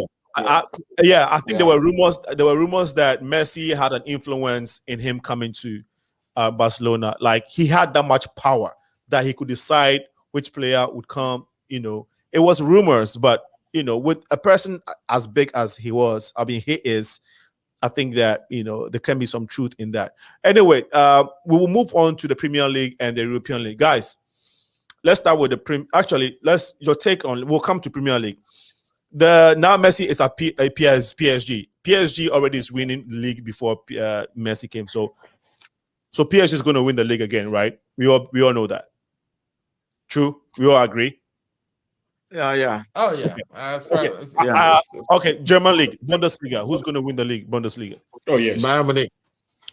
Bayern Munich. Okay.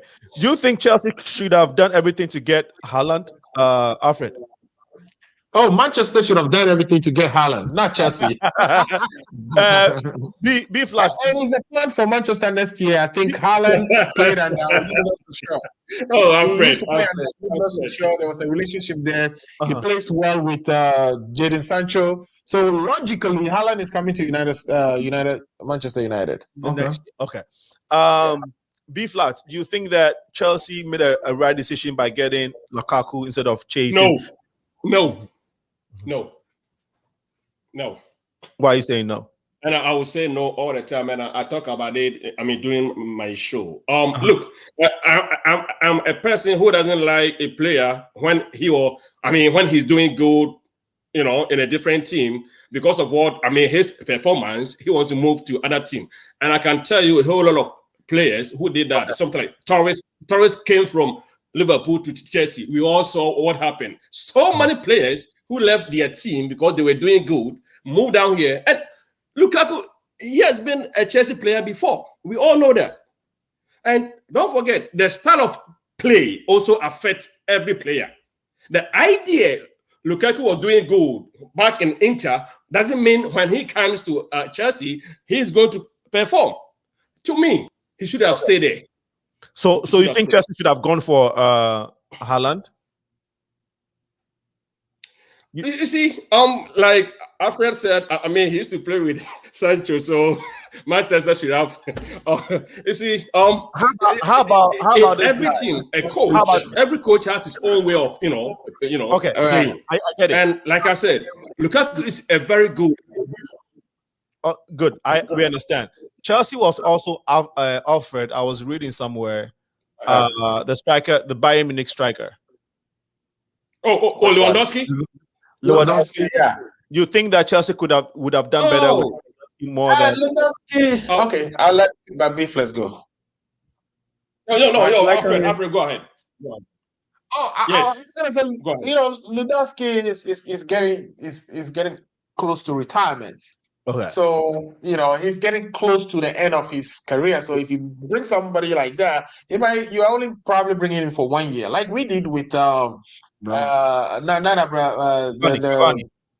right? Yeah. Cavani wanted to leave this year. We begged him to stay. So I don't think it's the right move. Chelsea did the right thing by bringing Lukaku. But let me just quickly say about Lukaku. Lukaku was in Manchester United. And one thing about Lukaku is he cannot control his first touches. Like, his first touches are horrible. Any ball that comes to Lukaku, just look at his first touch. He's either now receiving it well or controlling it well. And they figured him out in Premier League. Everybody knows that Lukaku first touch bats. Therefore, if he's you run at him when he's about to get his first touch, you are definitely going to win the ball. So I don't think he's going to make that impact in Premier League. He could have been successful. He was successful in Italy. I really don't buy that. Okay. I think Lukaku would do very well under this very coach. I remember once upon a time we have a guy who actually took the league by surprise. That is Didier Drogba. He was like as poor, double poor than Lukaku when he came to the Premier League. But we have a magic touch coach who I don't like. Anyways, that is the name of Mourinho. Jose Mourinho. Jose Mourinho. Go ahead and say it. Jose Mourinho. I hate him so much. I mean, hate is a very tough word. I'm sorry, I will take it back. But I don't like his style of coach. But he was able to change DJ Drogba to a top-notch striker. And I can smell the same qualities in this very Chelsea's coach. So Lukaku coming back, Chelsea really need a goal punch, a goal thief. And Lukaku have that. So if with the setup that Chelsea have right now, and they have a goal thief like Lukaku, and this with the coach like that, I think the coach can teach him one or two things that will take Chelsea to the next level. Right. I mean, for me, I can't stand Chelsea and whatever, but I have to say it. I mean, Lukaku with this coach, I believe there will be a change. You see, the thing with Lukaku too is he's heavy. That is what the England. I mean, guess what? In the time of Mora, I mean, the Liverpool, John Barnes, they are big boys. Yeah, the big boys. So England, they need big strikers. Right. Yeah. So Lukaku is in that group. It's just that I know what we are talking about. It's just that Lukaku doesn't have the first. I mean, I know he's not a skillful striker, but he's a goal thief. And with a coach like that, I don't even know the coach very well. I went back to study who this coach is, and I realized that he's a technician. This coach is a real good technician, like defensive to midfield. He's a real all-round coach. Right. So for him being in that position with Lukaku, believe me, Chelsea. I hate to say that, but is a team to watch. Yeah, I just wanted to say something about the coach. For him being, just appointed by Chelsea, even in the middle of the season, right? Yeah. And he took the team to actually win the Champions League. Champions League. That right there speaks volumes of his abilities. And if you watch Chelsea's recent game, I mean, our first league yesterday, Lukaku didn't play, and the people that were scoring the goals were Nathaniel Chalobah. I mean, a ball boy. So to debunk the point that B-Flat made, that when players go and they come, they can perform. Look, like I said, the first example is Nathaniel Chalobah. He scored a goal already. Now, it doesn't say that he's going to do well going forward, but you had Salah. Salah was doing poorly at Chelsea. He went to Roma, came back to Liverpool, and we all know what happened. Kevin De Bruyne. He was at Chelsea. He left, came back to City, and was doing amazing. So I believe that Lukaku coming back, if you watch some of his Inter games, he's not as bulky as he was when he left. When he was at Man. You can tell he's leaner. His technique has improved. So we'll see. To the point that you yeah. Or can I come in because you mentioned my name? So if I can come in. Or can I come in? Yes, Yeah. Yeah, I did not say every player. I did not say that. I did not say every player. I was talking about some players. Yes. When they switch teams, it doesn't go well for the belt. You see, I mean, for the point of, I mean, in terms of our listeners, let me tell you, I mean, in terms of Lukaku, he is the top scorer when we talk about national team, Belgium. He has played 98 games. He has scored 68 goals.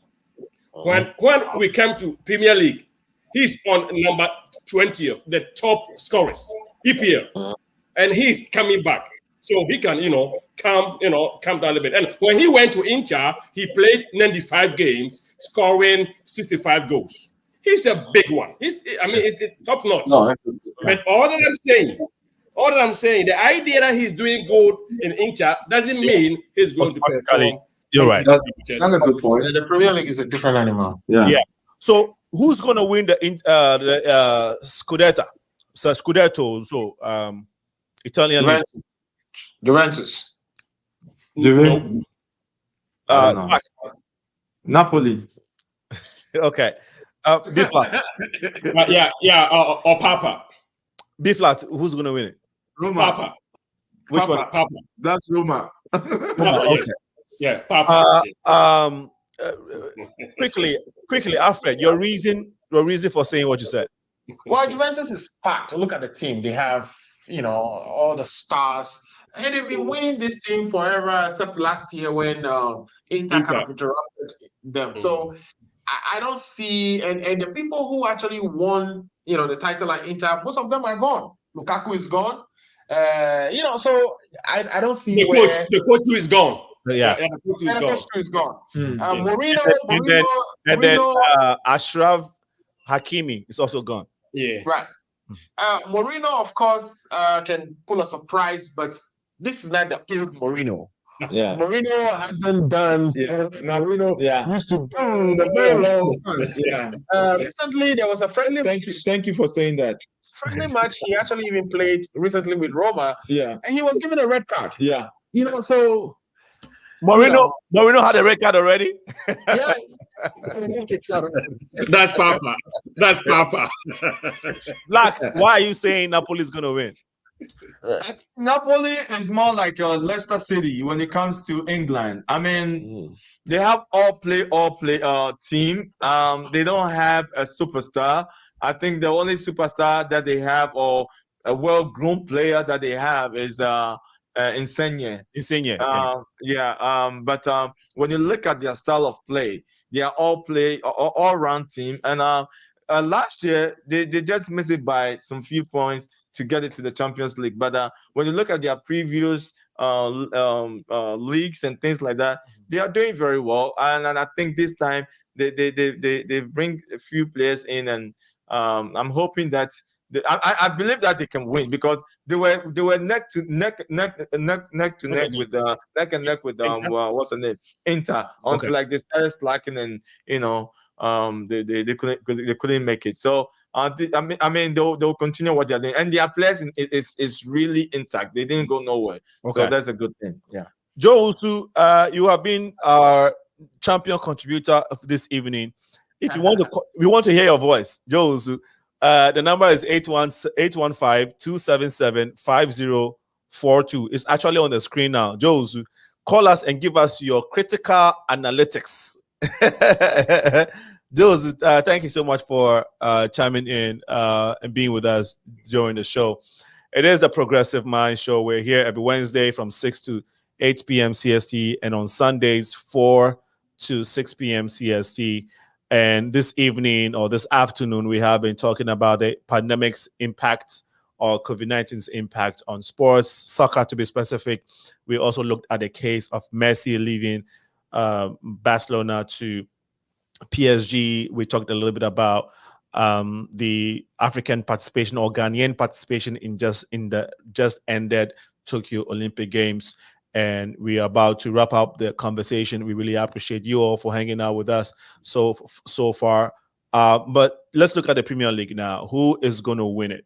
Now we know that most of the teams have all bought good players, and technically the competition to win the Premier League is always within 6 teams. So guys, who is your pick?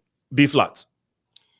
Oh, I thought I was expecting. I mean, I was expecting you to ask me who's going. I mean, why did I say Roma? You know, Roma.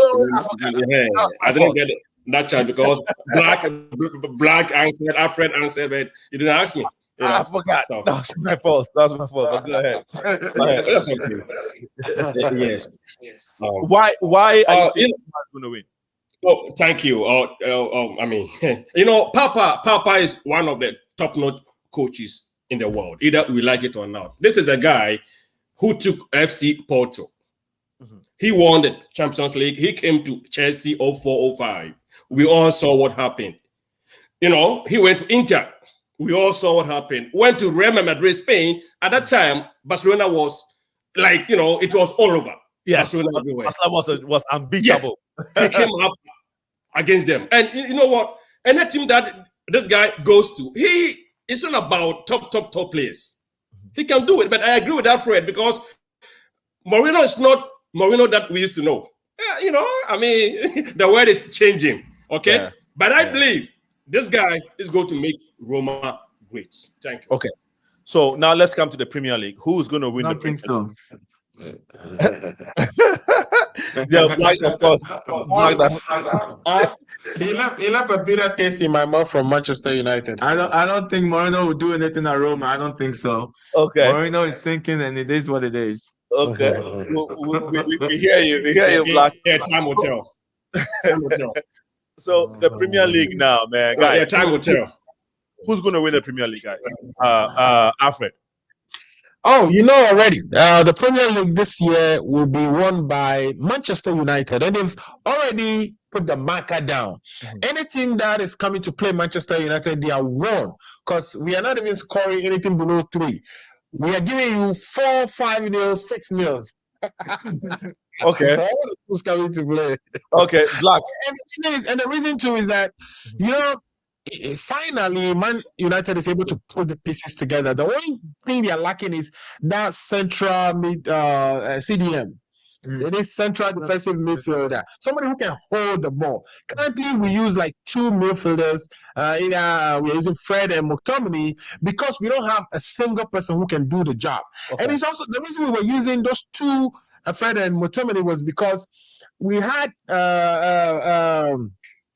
our defense is not fast, right?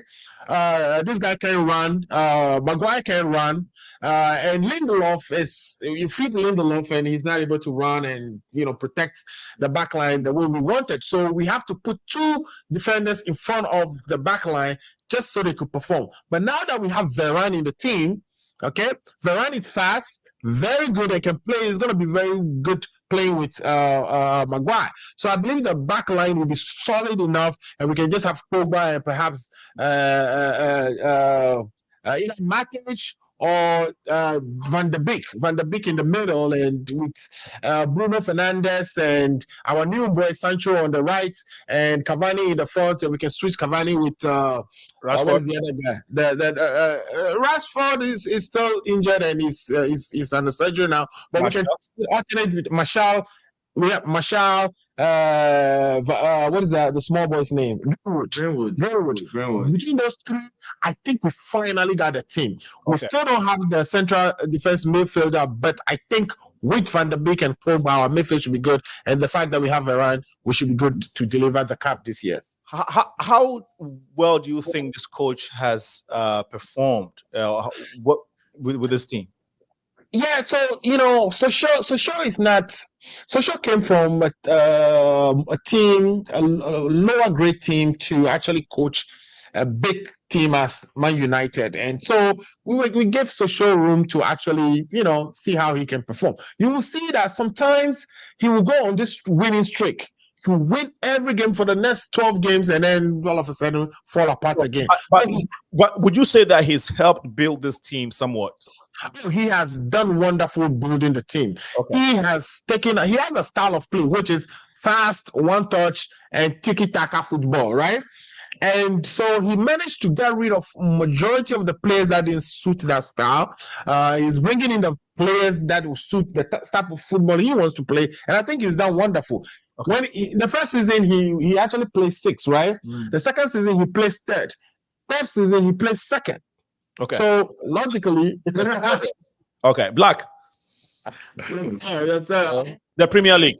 Who's winning Premier League is just we just started the Premier League, so I can't say much about it, but I mean, for what we saw this week, I would say that Man U is looking very good. Chelsea is looking great. I mean, we thought they're winner of the championship, what do you call it? The Super Cup, and then the Champions League that they won was just a fluke, but it's not. They are actually a solid team. They've bring him some few people in that. I mean, Chelsea is a team to look at too. I'm a Man City fan, so I'll go with Man City. I think we've done it for the past 4 or 5 years. We've been 1 to 2. I mean, 1 to 2, 1 to 3. We've been there, so you cannot count Man City out. The only thing that I'm worried about is that our style of play have to change to suit the England style. Our coach doesn't really play the England style. When I say the England style, kick and run and then cross and head in there. We have to play the 6-yard box passes and things like that. It has catch up with us a little bit, but we're still Man City. The noisy neighbors. So I still believe that Man City it will still be in the title race, if not winning. I mean, we can win. I mean, this is the team without a striker. So. I mean, I doubt it. I've never played striker. They have Harry Kane, right? So how do you say they don't have a striker? Harry Kane is not yet in yet. So Harry Kane is not actually a striker. You know, they are more of a schema style of striking, you know. Okay. But I mean, we'll take it like that, and that is what our coach needs. Our coach needs somebody like that. You have Jesus too, right? Yes, and so I would say that we are telling Jesus to become the natural striker, but naturally he's not. He's not a natural striker. He's still a schema style of striker. But like I said, that is what our coach like. Our coach, when you look at the records, he has never played really a natural striker. So we'll see how it goes. Do we have? I mean, when you look at the Man City team, our engine is the midfield. So we always want to. That's why we brought this Greenish, right? Yeah. That's why we brought it in to hold ball, to get some fouls, so we can get some free kicks and things like that. We saw it today. I've never watched him very well, but I saw it today, and I think he will be a very good material to the team. But I still believe that we need a natural goal thief striker. But hey, you cannot count Man City out. I believe that Man City can. I mean, hey, like I said, 1 to 4, we'll be there. But if he happens to win the championship, we can win it, because we did it with Man U when we beat you when we won the championship by 1 point or a goal or something. We always can do it. We always can do it. We have the team to do that. Wow. Yeah, just want to quickly say that for the last 4 times that City play United, we beat you all 4 times. That's fine, but who's winning the Premier League? Alfred. How long are we going to give to Scotia? How long? You see, Villarreal came up to you guys. They beat you guys. So how long? Now you're talking about Maguire, Varane. You see, to penalties, I really don't. So it's luck. Chelsea was able to beat Villarreal on penalty. Anyway, so Villarreal. You guys have the pivot. Yeah, if Villarreal come today, you guys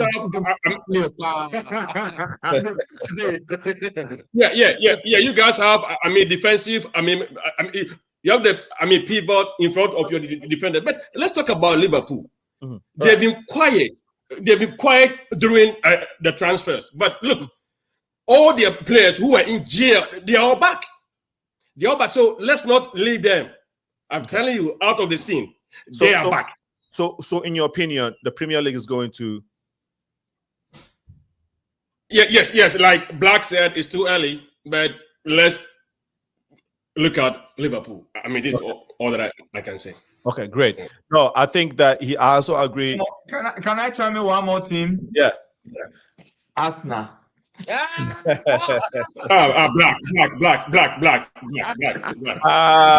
I think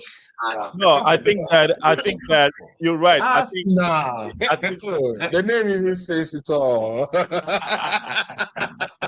I would put it between. They still have, like you're right. Liverpool still has Salah. They still have Mane. Their injured players are back. So I'm still good. I mean, I'm going to put it between these three teams: Chelsea, Man U, and Liverpool. Definitely. City. The reason why I'm not going for City is because, like what Black said, and unless the coach changes his style, and the way Pep plays, I don't think Pep can change his style other than what he's doing now. And with the English teams haven't figured him out, they're always going to run him over until he changes his style. City's going to struggle, even with all the players that they have and their style of play. So, but fortunately for these three teams, they can switch styles. They can play to the Premier League culture. They understand how the Premier League is supposed to be played. And so the potential three teams are, but if somewhere along the line, Guardiola decides to tweak his formation, just like Conte did. When Conte came to the Premiership, he had to tweak his formation. All right?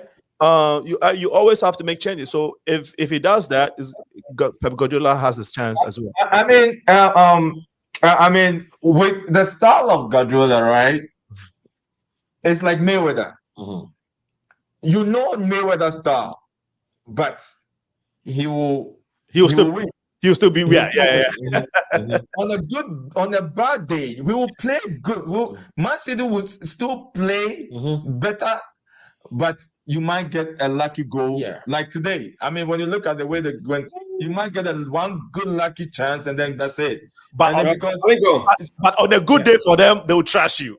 No, they'll trash you. They'll dismantle you. Right. Yeah. Can I come in? Yeah, B flat.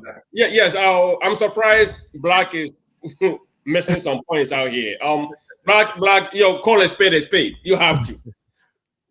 I mean, Pep doesn't like black players. I'm just adding on to what Aliko is saying. Oh, okay. That we should not count Man City out.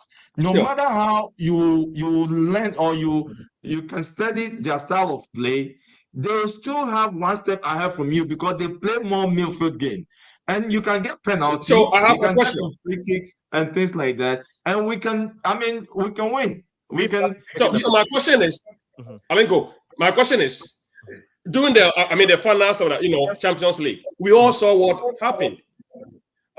Pep did not play a striker, but let's go back and see when he brought in Aguero and Jesus. What happened? Now we are starting the league, and you are still not playing a striker. What is it telling us? We played a striker, but we played a young striker like Torres. Torres is a young man who is up and coming striker, but it's not. Is there a young striker? Striker is a striker. When I say a young player, no. I know what you're saying. Yeah, 21 year old, immature in the game. He haven't got that. Rooney was doing wonders for Man U when he was 19, 20. Okay, when he was very young. Greenwood cries right now. Okay.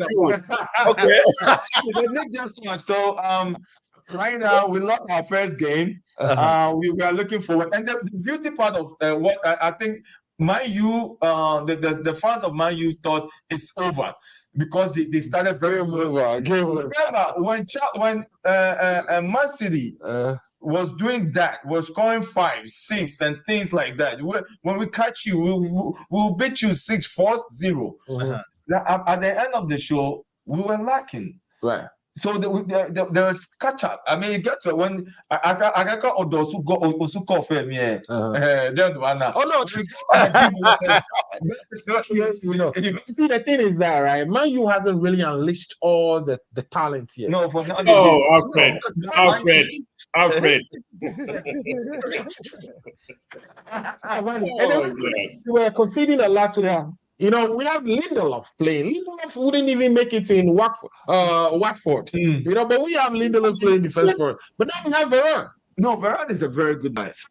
Just so you see, Marino says something. When you buy a defender over $100,000, £100 million, or 47,000, 47K. Yeah. I mean, when you buy a defender with that cost, that means that you're ready to win championship. That was one of Marino's quotes. I don't like him. Yeah, for us, Maguire cost 80 million. Right? We don't expect you to like him. We don't expect you to.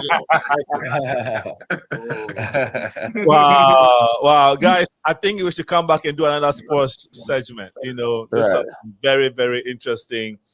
It's our passion, so we can talk about it all day. And but to our audience, we want to appreciate you and of course respect your time. This show was supposed to go for 2 hours, as 50 minutes in addition to what we anticipated. And so we want to really appreciate you and also apologize for taking some of your time. The topic: impact of the pandemic on sports, soccer, the case for Messi. We hope that we have been able to digest it in a way that may have sparked some awareness for you. And so keep the conversations going. We really appreciate you all. I'd like to thank my great guest, RBJ, Royal Black Jesus of Trend Africa TV, the CEO and the founder of this organization. Also with him is Alfred Amuzu, who is the host of Ghana Agenda. Correct. On Trend Africa TV. What times does the show end, my brother? I mean, air on Trend Africa. Yeah, so Ghana Agenda is on from 2 Eastern Standard Time to 4 p.m. So basically, that would be 1 p.m. Central Standard Time to 3 p.m. Nice. And it's on Saturdays. Saturdays. And we bring guests. You know, Alinko, you might be my next guest. We'll see. I'm not a politician. I beg you. Bring all these big politicians from Ghana. I beg. But I am always honored to be on your platform, Trend. Trend is my second home. And I mean, the doors are open for me all the time. And so is Progressive Minds. It's open to the team from Trend Africa. So it's a partnership. We just haven't done what we have to do to make the partnership grow, but we know there's a partnership. It's always there. It's always there. B Flat is the one and only sports journalist in Chicago. Okay, sports guru. Akko Radio. Thank you. What times does your program come on? Your sports program? Oh yeah, it's every Sunday 12 p.m. Chicago time to 2 p.m. So excellent. Guys, man, it's been an honor. It's been a privilege. I think you forgot to mention Makan, one of the hottest. Yes, I'll let you do it. Do it. I beg. Do it. Makan is a spot. Is a place that you should be every Sunday, 1 p.m. to 3 p.m. That's the Eastern time, and then Eastern Central time, and then Eastern time will be 2 to 4 p.m. Yeah, it's amazing. We bring you the hottest gossip that you can ever, want to know on the platform, and then we bring. Is the gossip from Africa alone, or Europe, or elsewhere? Everywhere. Yeah, everywhere. I mean, we have the team that will bring us the news, and then we are ready to gossip about it, talk about it, just get our own input to it, and things like that. So it's a spot. That's the spot. And then Trend Africa, like I said, Trend Africa is this place for Africans. All Africans, not for Ghanaians alone. People thought it's just for Ghanaians, but Trend Africa, the reason is Trend Africa is because it's for Africans. Let's come and let's put it together and let's grow it. It's Let's a grow it together. platform Let's grow to it tell together. our story. Like, Yeah. you literally changed ake to makamaka. Yes. Yes. Okay. Today I have released the secret. Guys, oh man, it's been an honor and a pleasure. Like I said, I hope we can do it again on sport or a very important subject. And to our audience, once again, we appreciate you. Have a wonderful evening. Enjoy the rest of the Sunday. Have a great week ahead of you. God bless. Remember, to whom much is given, much is required. I've been your host, Alinko, and we shall see you next week, Wednesday at 6 p.m. Central. Guys,